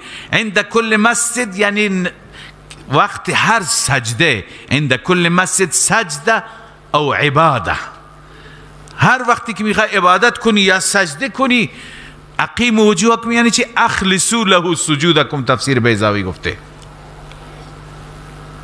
سجده را فقط برای خدا کن و فریادت را هم فقط برای خدا داشته، فقط خدا را فریاد بزن، فقط از خدا کمک بخوا. و دعوه مخلصین له الدین، فقط او را بخوانید در حالی که خالص کنی برای او دعا را، بغیر از او از کسی نخواه. چرا؟ کما بدأکم تعودون، چون فقط اون ذات است. همون طوری که ابتدا شما را آفرید، بدأکم یعنی خلقکم اول مره، ابتدا شما را آفرید، تعودون شما به سوی او برمیگردید. اما وقتی که برگردید، فریقا هدا ای هداهم الله، گروهی هستند که خدا اونها را هدایت کرده، و هم المؤمنون. و فریقا حق علیهم الضلاله، که ضلالت و گمراهی بر اونها نوشته شده. این مشرکین هستند. این مشرکین که گمراهی نوشته شده اوصافشون چیه؟ انهم اتخذوا الشیاطین اولیاء من دون الله، اینها کسانی هستند که گرفتن شیاطین را حامی خود، دوست خود به جز الله. به جای اینکه با خدا دوست بشه با شیطان، به جای اینکه خدا را حامی خود، پشتیبان خود، ولی و نصیر خود بدانه، شیطان را میدانه، غیر الله را میدانه. و یحسبون انهم مهتدون، این جهل مرکبشون هست. جهل مرکب کدومه؟ اینه که انسان نمیداند و نمیداند که نمیداند. یعنی متوجه نیست من در راه گمراهی هستم. و یحسبون انهم مهتدون، اینها میپندارن که اینها بر هدایت هستند، میپندارن که بر هدایت هستند. یا بنی آدم خذوا زینتکم عند کل مسجد، ای اولاد آدم، ای فرزندان آدم، زینت و زیباییتون را بگیرید عند کل مسجد، به وقت هر نماز یا عبادت زینتتون را بگیرید. یعنی چی؟ یعنی لباس بپوشید، عریان نشید. الان خواندیم زینت یعنی زیبایی، لباس. حالا وقتی که به مسجد بالخصوص میاییم بهترین لباس را باید داشته باشیم. لذا با لباسی که با اون لباس به مهمانی مردم نمیری، لباس کار هست، لباس عرض کنم که هست که معمولا عادی میپوشی، جلوی مردم با اون لباس ظاهر نمیشی، در محضر خدا هم با اون لباس نیا. با اون لباس آمدن به مسجد و نماز خواندن کراهت دارد. عورت را میپوشد ولی زینت نیست.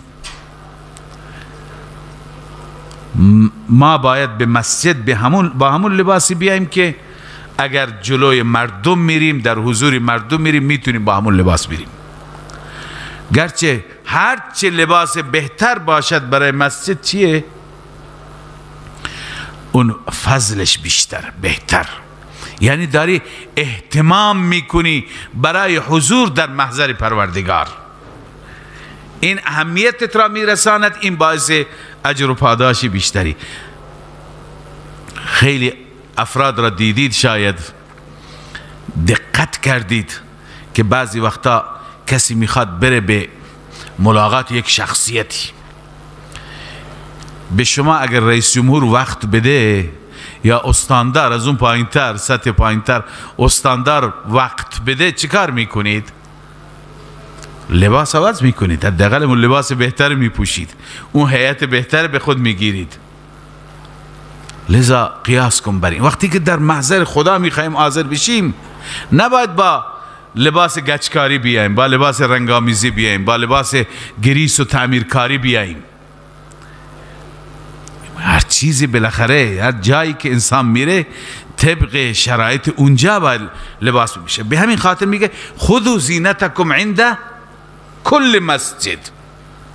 البته یک مطلبی خدمت شما عرض بکنم که در خانه معمولا ما با لباس راحتی هستیم. بعضی از علما از کلمه مسجد استدلال گرفته اگر کسی میخواست در خانه نماز بخواند، در خانه نماز بخواند، خب او به مسجد نمیاد، اون تنها اونجا میتونه با لباس راحتی نماز بخواند بدون کراهت. چون بعضی مردم میپرسن ما این لباس پایین، لباس زیر پوش به اصطلاح که دستهای من عریان است، با این نماز خوندن اشکال دارد؟ مسجد بیایید بله اشکال دارد، اما در خانه گنجایشش هست. علما نوشتن جایزه، اشکالی ندارد، به دلیل اینکه عند کل مسجد. و کلوا واشربوا ولا تسرفوا، یعنی عبادت خدا هم بکنید، رزق خدا بخورید، بنوشید، اسراف نکنید. خداوند اسراف کنندگان را دوست ندارد. اسراف دو نوع هست، یکی زیاده روی در خوردن و خرج کردن، و یکی دیگه اسراف یعنی در راه معصیت و گناه که قبلا خواندیم. قل من حرم زینت الله. حالا ببینید این سوره هم بحث چی داشت؟ سوره های گذشته بحث تحریمات غیر الله، اینجا هم بحث تحریمات غیر الله است. بسیاری از تحریمات، چیزایی که انسان حرام کرده به خاطر غیر خدا. شما قبلا خواندید مأکولات بودند، خوردنی، نوشیدنی، شیر شتر، گوشت شتر، میگفتن این دیگه حیوان برای آستانه چی شده، نامگذاری شده یا برای اونجا این اختصاص داده شده. خداوند فرمود اینا را شما نمیتونید حرام بکنید، بخورید. حالا لباس هم یکی از نعمتهایی هست. می آمدن طواف میکردند و میگفتن که ما دستور داریم لباس داشته نباش. این هم یک نعمتی که این زینت را و این نعمت پروردگار را حرام قرار داده. کی ممنوعش کرده؟ قل من حرم زینت الله التي اخرج لعباده، اون زینتی که خداوند برای بندگانش اون را بیرون کرده. و طیبات، و همچنین مالهای پاکیزه از رزق را کی اینها را حرام قرار داده؟ کسی نمیتونه حرام قرار بده. ببین یک نکته دیگری خدمت شما عرض کنم، در دین اسلام هر نعمتی استفاده کردنش اشکال نداره. الان خوشگذرانی اشکال داره. خوشگذرانی یعنی اینکه انسان فقط به فکر خورد و نوش باشه، سفره خوب، لباس خوب، خوراک خوب، دیگه به فکر طاعت و بندگی نیست. هم و غمش، مقصود اصلیش، برنامه اصلیش اینها هستند. این درست نیست، این افراطه. اما تفرید کدوم؟ بعضی از صحابه میخواستن همین کار را بکنند، ممنوع شدن. گفتم ما دیگه ازدواج نمی کنیم. همون رهبانیتی که در چی بود؟ در مسیحیت بود. ما دیگه ازدواج نمی کنیم، کار نمی کنیم، غذای خوب استفاده نمی کنیم، لباس خوب استفاده نمی کنیم. این هم تفریطه، این هم اشتباه است، این هم گناه است. چیزی که طیبات من الرزق خدا پیدا کرده. حتی یکی زن خودش را طلاق داد، گفت میرم برای همیشه به جهاد. به او دستور داد نه، برگرد، رجوع کن، دوباره با زن زندگی کن، هم جهاد برو، هم زندگی کن، هم بخور، هم بنوش، هم استراحت کن، هم از نعمت خدا استفاده کن. رسول اکرم صلی الله علیه وسلم درباره خودشون فرمودند من میخورم، می نوشم، با زنها زندگی میکنم و عبادت خدا هم میکنم. پس در این دین افراط و تفریط نیست. بنابراین درست نیست که رزقی که خدای عزوجل، رزق پاکیزه‌ای که داده، حلال طیب، اینها را ما بر خود حرام بکنیم، بگیم ما راه درویشی را اختیار میکنیم، ما لباس خوب نمی پوشیم، ما ماشین خوب سوار نمیشیم. نه، این کارها را نکنیم. اون خوشگذرانی چیزی دیگه هست، او افراط است. این زهدی که به این معنا باشد این تفریط است، این هم درست نیست. قل هی للذین آمنوا. اصلا خداوند اینجا یک نکته جالبی بیان میفرماید، این نعمت ها در دنیا اصل من اینها را برای مؤمنین درست کردم. خب خدایا چرا به کفار هم دادی؟ به کفار بیشتر هم دادی. میگه برای مؤمنین هستن اصلش، چون اصلا بقای دنیا به خاطر ایمان و اهل ایمان است. اما برای کفار هم میده، اما ما در آخرت اختصاص به مؤمنین دارد، در دنیا اختصاص ندارد.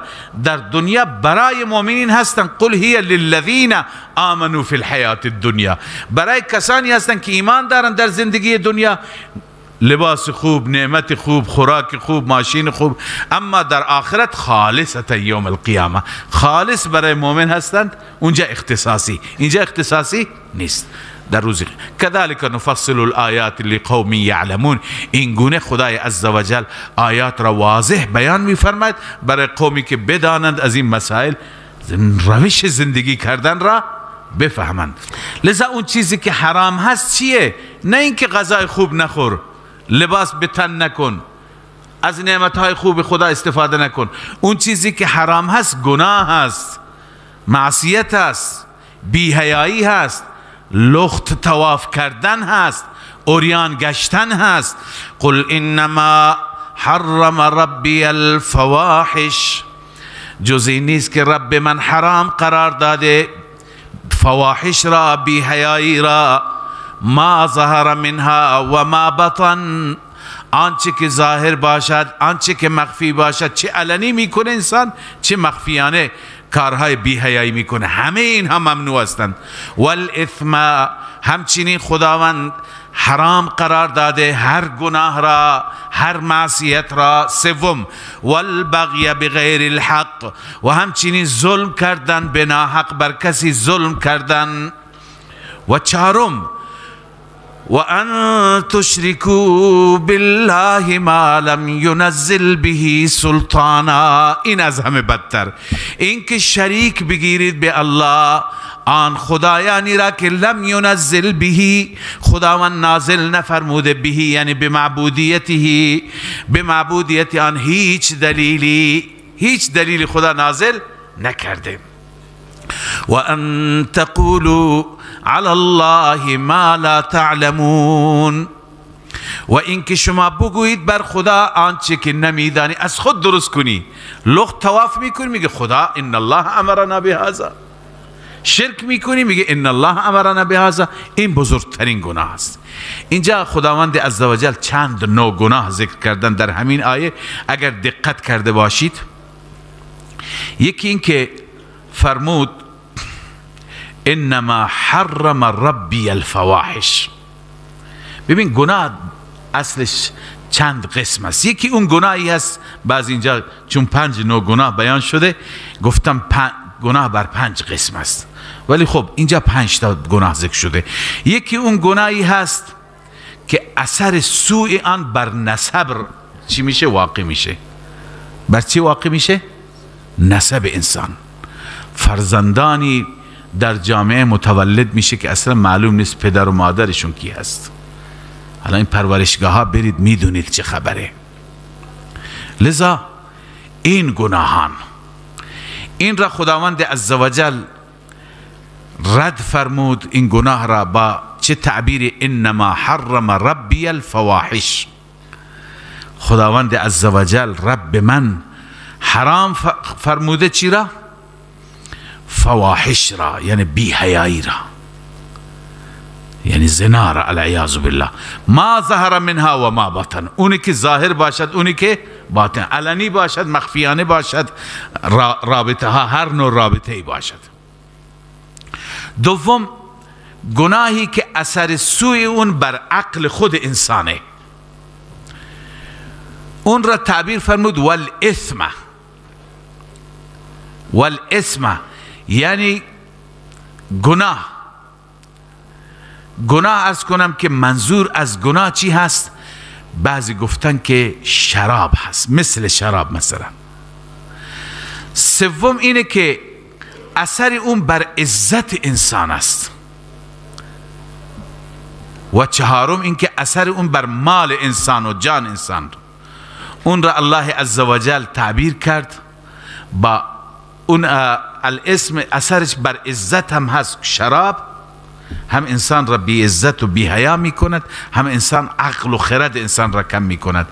اونی که بر مال انسان میشه و جان انسان، این را تعبیر کرد والبغی بغیر الحق، یعنی ظلم کردن به ناحق، مال کسی را به تاراج بردن، بر جان کسی ظلم کردن.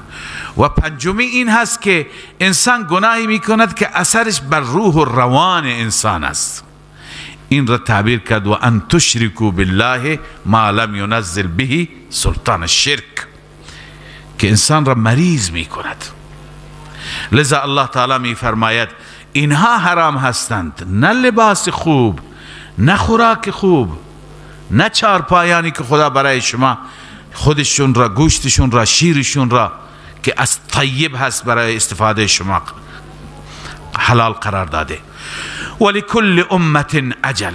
اما ببینید مردم با وجود این فرامین خداوند این همه معصیت می کنند، چرا برایشون عذاب نمیاد؟ این جواب اینه. بعضی وقتا هی شما هم میگید، ما هم میگیم چرا خداوند اینقدر صبر داره؟ چرا این بندگان این همه گناه میکنن، این همه معصیت میکنن؟ در یک شهر گاهی میشه که حتی یک نفر نماز نمیخونه، یک گوشش هم صدای الله اکبر نمیشنوی. چرا خداوند عزوجل اینقدر صبر داره؟ قرار نیست که در دنیا عذاب بده. یا بعضی مردم ظلم میکنند، اینقدر ظلم میکنند که بر انسانها بم میریزن. یک بم میریزه هزاران انسان یا صدها انسان کشته میشه. انسان میگه که چرا خدا اینا رو مؤاخذه نمیکنه؟ خدا کی میخواد بیاد به میدان؟ خداوند اینجا جواب میده، جواب همه این سوالات. ولکل امت اجل. هر گروهی میعادی دارد، وقتی دارد، زمانی دارد. فاذا جاء اجلهم لا يستأخرون ساعة ولا يستقدمون. زمانی که اجلشون فرا برسد، زمانی که وقت عذاب برسد، تأخیر نمی فرماید الله، یک لحظه و تقدیم نمی کند. وقتی خدا به خشم می آید، یک لحظه تقدیم و تأخیر نمیشه. لذا بعد از این الله عزوجل رسالتی که به وسیله رسول بر همه انسان ها هست اون را بیان می فرماید: یا بنی آدم اما یأتینکم رسل منکم، ای فرزندان آدم، ای اولاد آدم، اگر آمد پیش شما پیامبرانی منکم، یعنی از جنس شما. پیامبر هیچ وقت فرشته نمی فرستم. منکم یعنی من جنسکم، بشریت رسول. یقصون علیکم آیاتی، که آیات من را بر شما می خوانند. فمن اتقا و اصلح، هر اون انسانی که تقوا را پیش گرفت، راه پرهیزگاری را پیش گرفت، و اصلح راه اصلاح را پیش گرفت، فلا خوف علیهم ولا هم یحزنون، هیچ خوفی بر آنها نیست و آنها نسبت به آینده خودشون هیچ غمگین نخواهند شد. اما کسانی که مثل قریشی ها تکذیب کنند، انکار کنند، والذین کذبوا بآیاتنا، آنهایی که تکذیب کردند آیات ما را، واستکبروا عنها، و نسبت به آیات تکبر کنند، نسبت به آیات پشت بدهند، اولئک اصحاب النار هم فیها خالدون، اینها اهل جهنمند، مال آتشند، برای چند روز. هم فیها خالدون، برای همیشه هستند. فمن اظلم، حال خدای عزوجل بعد از این دعوت رسول و پیامی که به وسیله رسول برای انسان ها می فرستد، بعد از این الله تعالی نسبت به اون انسان هایی که تکذیب می کنند و خودشون مذهبی از خود درست می کنند، دروغ می گویند، نسبت به اینها کلمات شدیدی و وعید بیان می فرماید. ببینید، بزرگترین ظلم افترا بر خداوند است، دروغ بر خداوند است، و اکثر اهل شرک متاسفانه این عادت را دارند. کسانی که با خدا شریک میگیرند، بندگان خدا را شریک میگیرند، انسانها را، اولیاء را، بزرگان را، و بعد یه دروغی هم میگن خداوند به اینها نیابت داده، خداوند به اینها نیابت داده. ما در مقدمه در مسئله اله خدمت شما عرض کردیم که اکثر اهل خرافات دنیا معتقدن وقتی که یکی از انسانهای صالح، از انسانهایی که تقرب خدا را حاصل کرده، به ملاقات خدا میره، بعد میگویند که خدا به این یک سری تصرفات و اختیاراتی میده که شما در همین مناطق خودتون میتونید به انسانها رسیدگی کنید، به بندگان خدا، به بندگان من خدا رسیدگی کنید. هر کس شما را صدا زد، هر کس از شما کمک خواست، فرزندی میخواد، مال میخواد، برکت میخواد، شفای مریضی میخواد، بهش بده. العیاذ بالله، این کارها مال خدا است. مریض را درمان کردن، شفا دادن، نادار را دارا کردن، بی اولاد را اولاد دادن. لذا اینها را، این نسبت های دروغین به خدا، اینها را خداوند میفرماید این انسان ها ستمگرترین انسان ها و ظالمترین انسان ها که برای خدا چنین افترا میگویند. فمن اظلم ممن افترا علی الله کذبا، چه کسی ظالمتر، ستمگرتر از اون انسانی که افترا میگوید بر الله دروغ را، او کذب بآیاته، یا چه کسی ظالمتر از اون انسانی که تکذیب می کند آیات الهی را، آیات قرآن را تکذیب می کند. اولئک ینالهم نصیبهم من الکتاب، الله می فرماید به این افراد می رسد سهمشون از کتاب، یعنی هرچی مقدر است از زندگی، رزق، روزی، بالاخره در کتاب که برایش نوشته، در تقدیرش نوشته، خدا بهش میده. اما وقتی که به ملاقات ما بیاد، حتی اذا جاءتهم رسلنا یتوفونهم، حتی وقتی که می آید پیش اونها پیامبران ما، رسول ما، فرستادگان ما، منظور فرشتگان هستند. قبلا هم خدمت شما عرض کردم از این آیات معلوم میشه که ملک الموت، فرشته مرگ، یک نفر نیست، هزاران هستند، میلیون ها هستند. این نیست که بگه فقط اسرائیل است، چطور در یک لحظه این شهر و اون شهر اون شهر صدها مردم را و هزاران نفر روحشون را میگیرد. نه، فرشتگان مرگ زیاد هستند. اسرائیل در رأس از فرمانده از مدیریت را به دست دارد.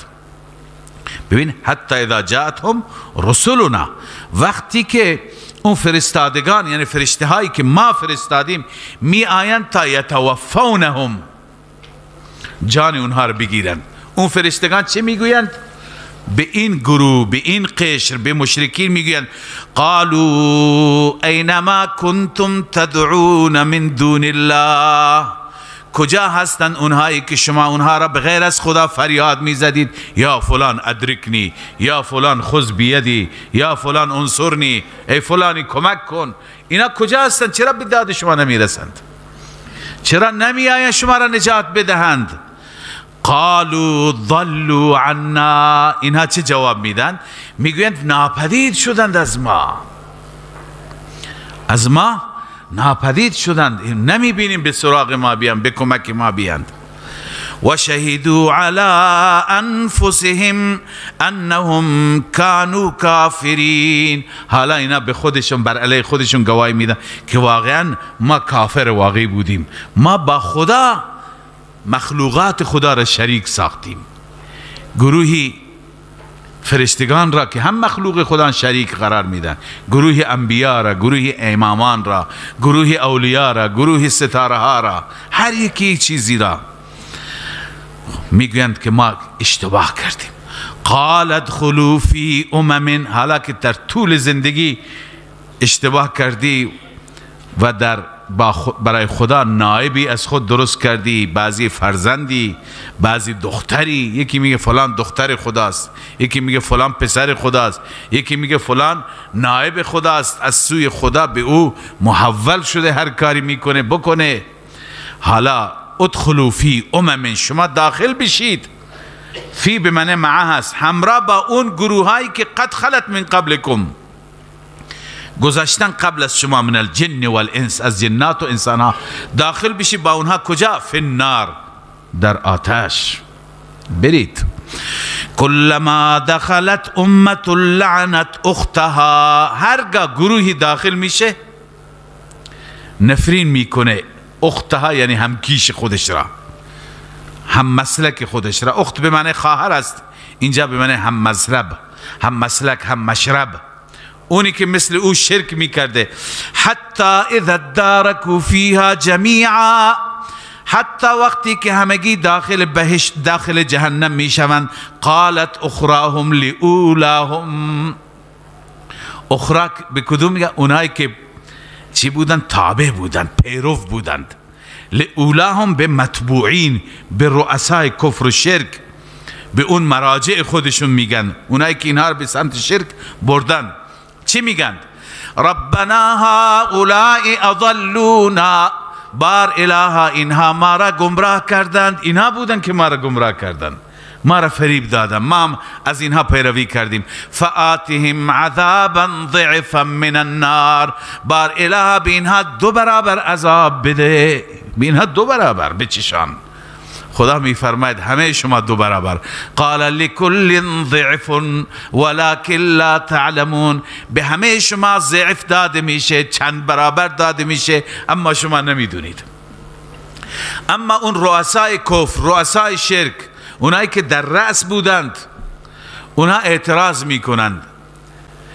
وقالت اولاهم لاخراهم، یعنی اونهایی که اول بودند، رئیس بودند، در رأس بودند، اونها به تابعین میگویند، به پیروان خودشون میگویند فما کان لکم علینا من فضل، شما بر ما هیچ فضیلتی ندارید، بر ما هیچ برتری ندارید که به شما کمتر عذاب بده.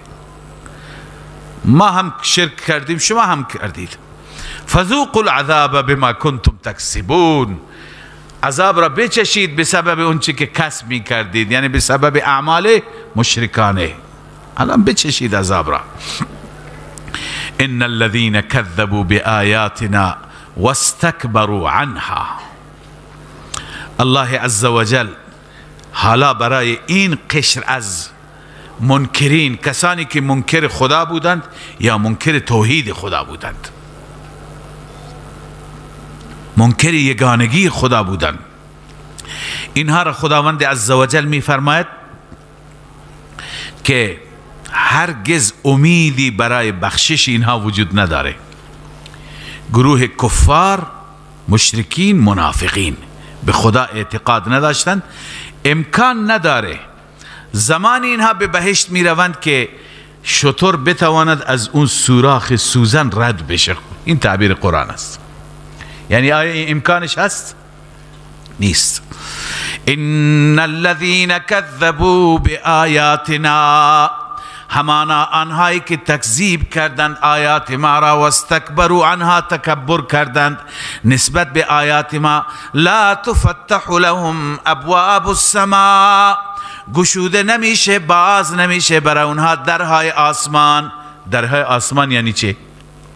آسمان اون طرف رحمت است، اون طرف خیر هست. وقتی که انسان روحش قبض میشه، در حدیث اینطور میاد، این روح را فرشتگان میبرن به سوی آسمان، چون عالم برزخ همونطوری که در درس گذشته عرض کردم حاوی بر تمام دنیاست. یک سرش فوق سماوات هست و یک سرش زیر زمین هست. اونجا وقتی که میبرن میگویند که کیه؟ میگویند روح فلانی را آوردیم.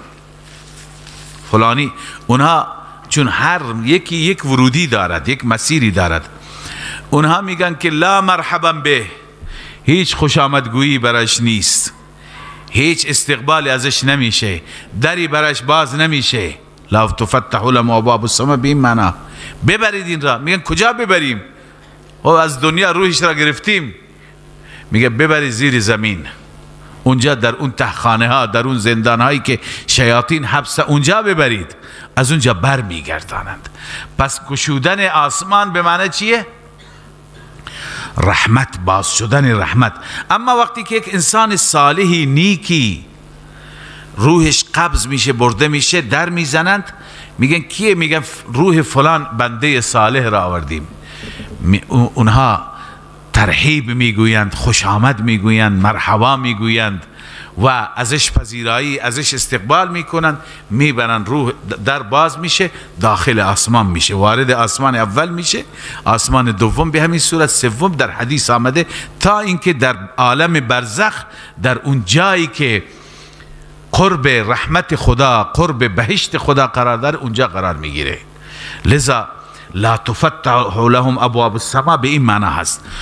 ولا يدخلون الجنه، اینها داخل بهشت نمیشوند، حتی یلج الجمل فی سم الخیاط، حتی که داخل بشود شتر در سوراخ، عرض کنم که سوزن.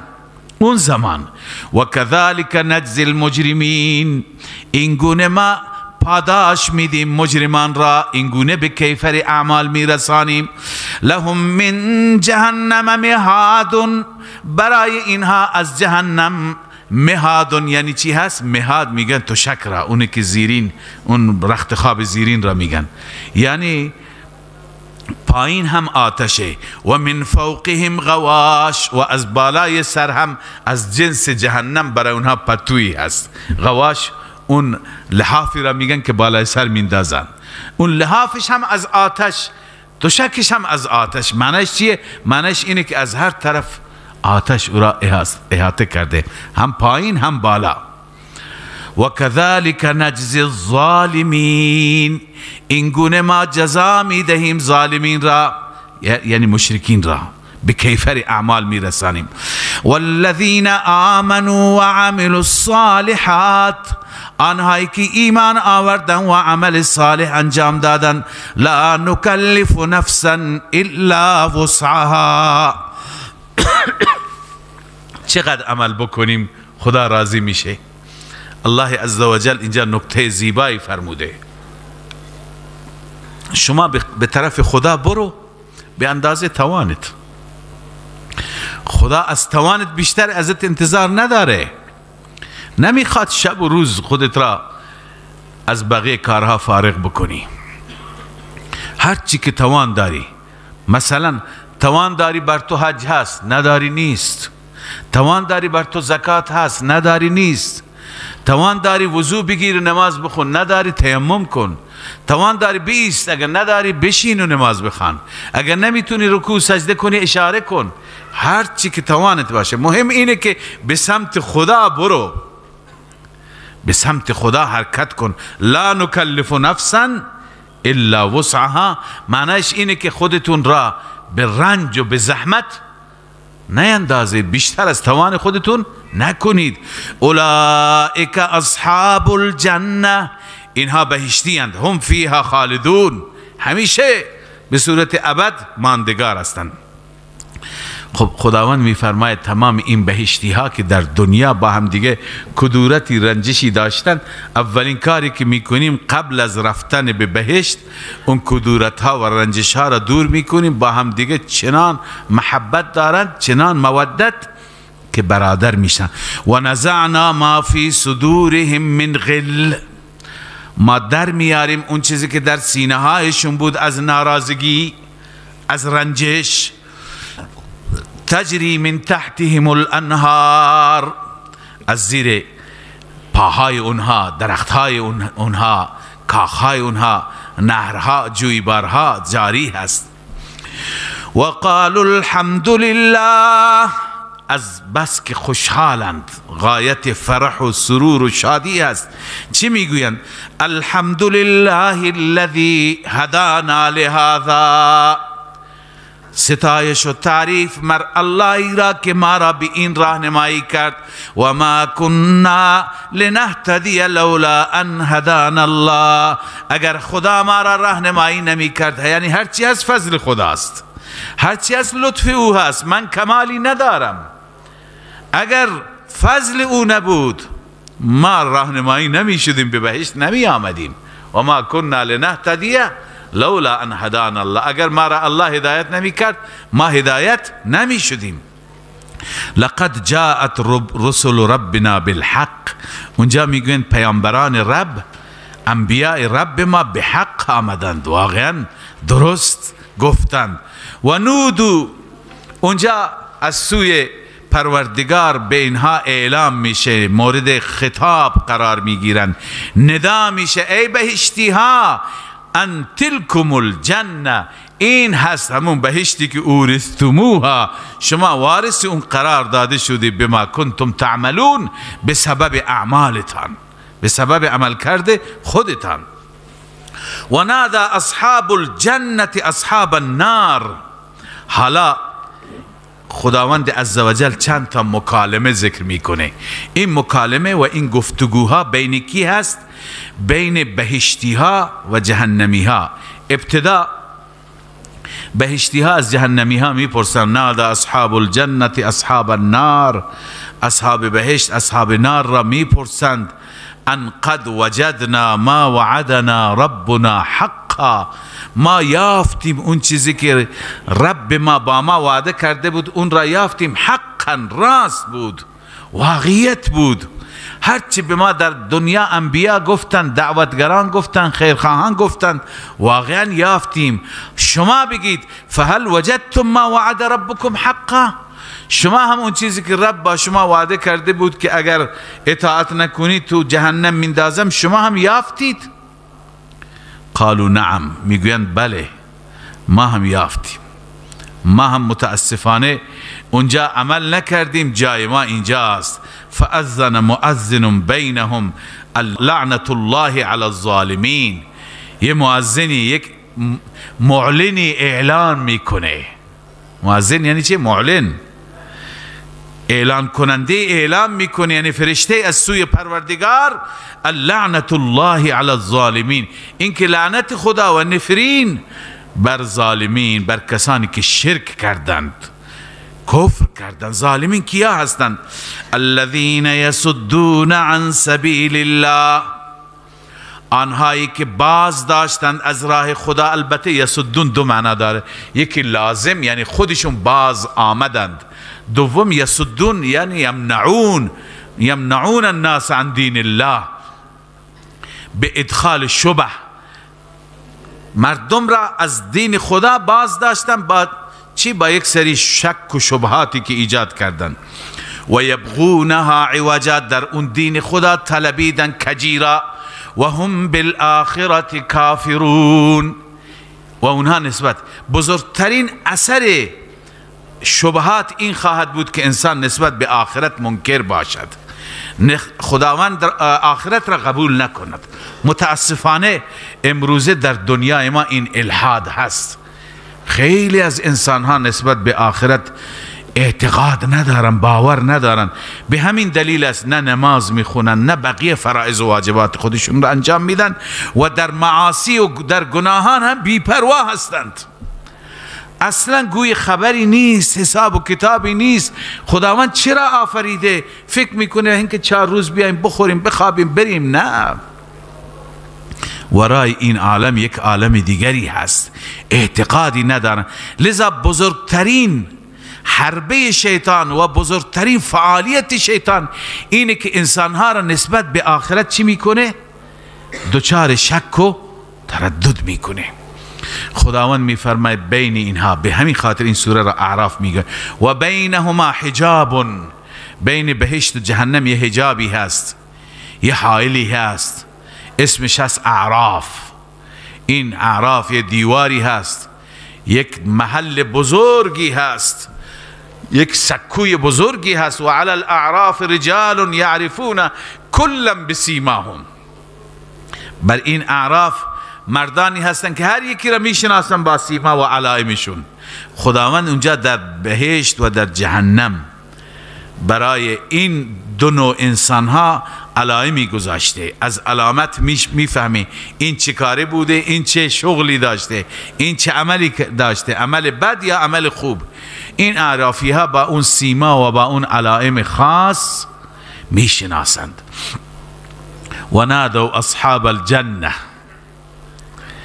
اون وقت اینها ندا میکنن، صدا میزنن بهشتی ها را. چه میگوین؟ ان سلام علیکم، به اونها سلام میگوین، همیشه در سلامت باشید. لم يدخلوها و هم یطمعون، پروردگار میفرماید این اعرافی ها هنوز به بهشت نرفتند، اما اینها انتظار دارند، طمع دارند. اینها همونطور که در ابتدا عرض کردم میگویند که کسانی هستند که حسنات و نیکی هایشون برابر هستند. این از حدیث آمده. قیل یا رسول الله فمن استوت حسناته و سیئاته، یا رسول الله اگر یک انسانی هم کار خوب انجام داده هم کار بد انجام داده، حسنات و سیئاتش برابر باشه، اون تکلیفش چی میشه؟ قال اولئک اصحاب الاعراف لم يدخلوها وهم يطمعون، اینها اصحاب الاعراف هستند، هنوز به بهشت نرفتن ولی انتظار دارن، توقع دارن که خدا فردا اینها را به بهشت ببرد.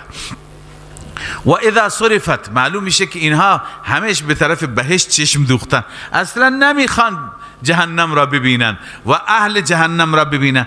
اما گاهی ناخودآگاه بدون اختیار چشمشون میفته. گاهی شما یه جایی نمیخوای نگاه بکنی ولی بی اختیار چشم میفته. لذا و اذا صرفت ابصارهم، هرگاه برگردانده میشه چشمای اونها تلقاء اصحاب النار، به سمت اهل جهنم، اون طرف وقتی که برگردانده میشه چی میگویند؟ فوراً رخ بر میتابند و دعا میکنند قالوا ربنا لا تجعلنا مع القوم الظالمین، بار اله ما را قرار نده همراه با قوم ظالمین.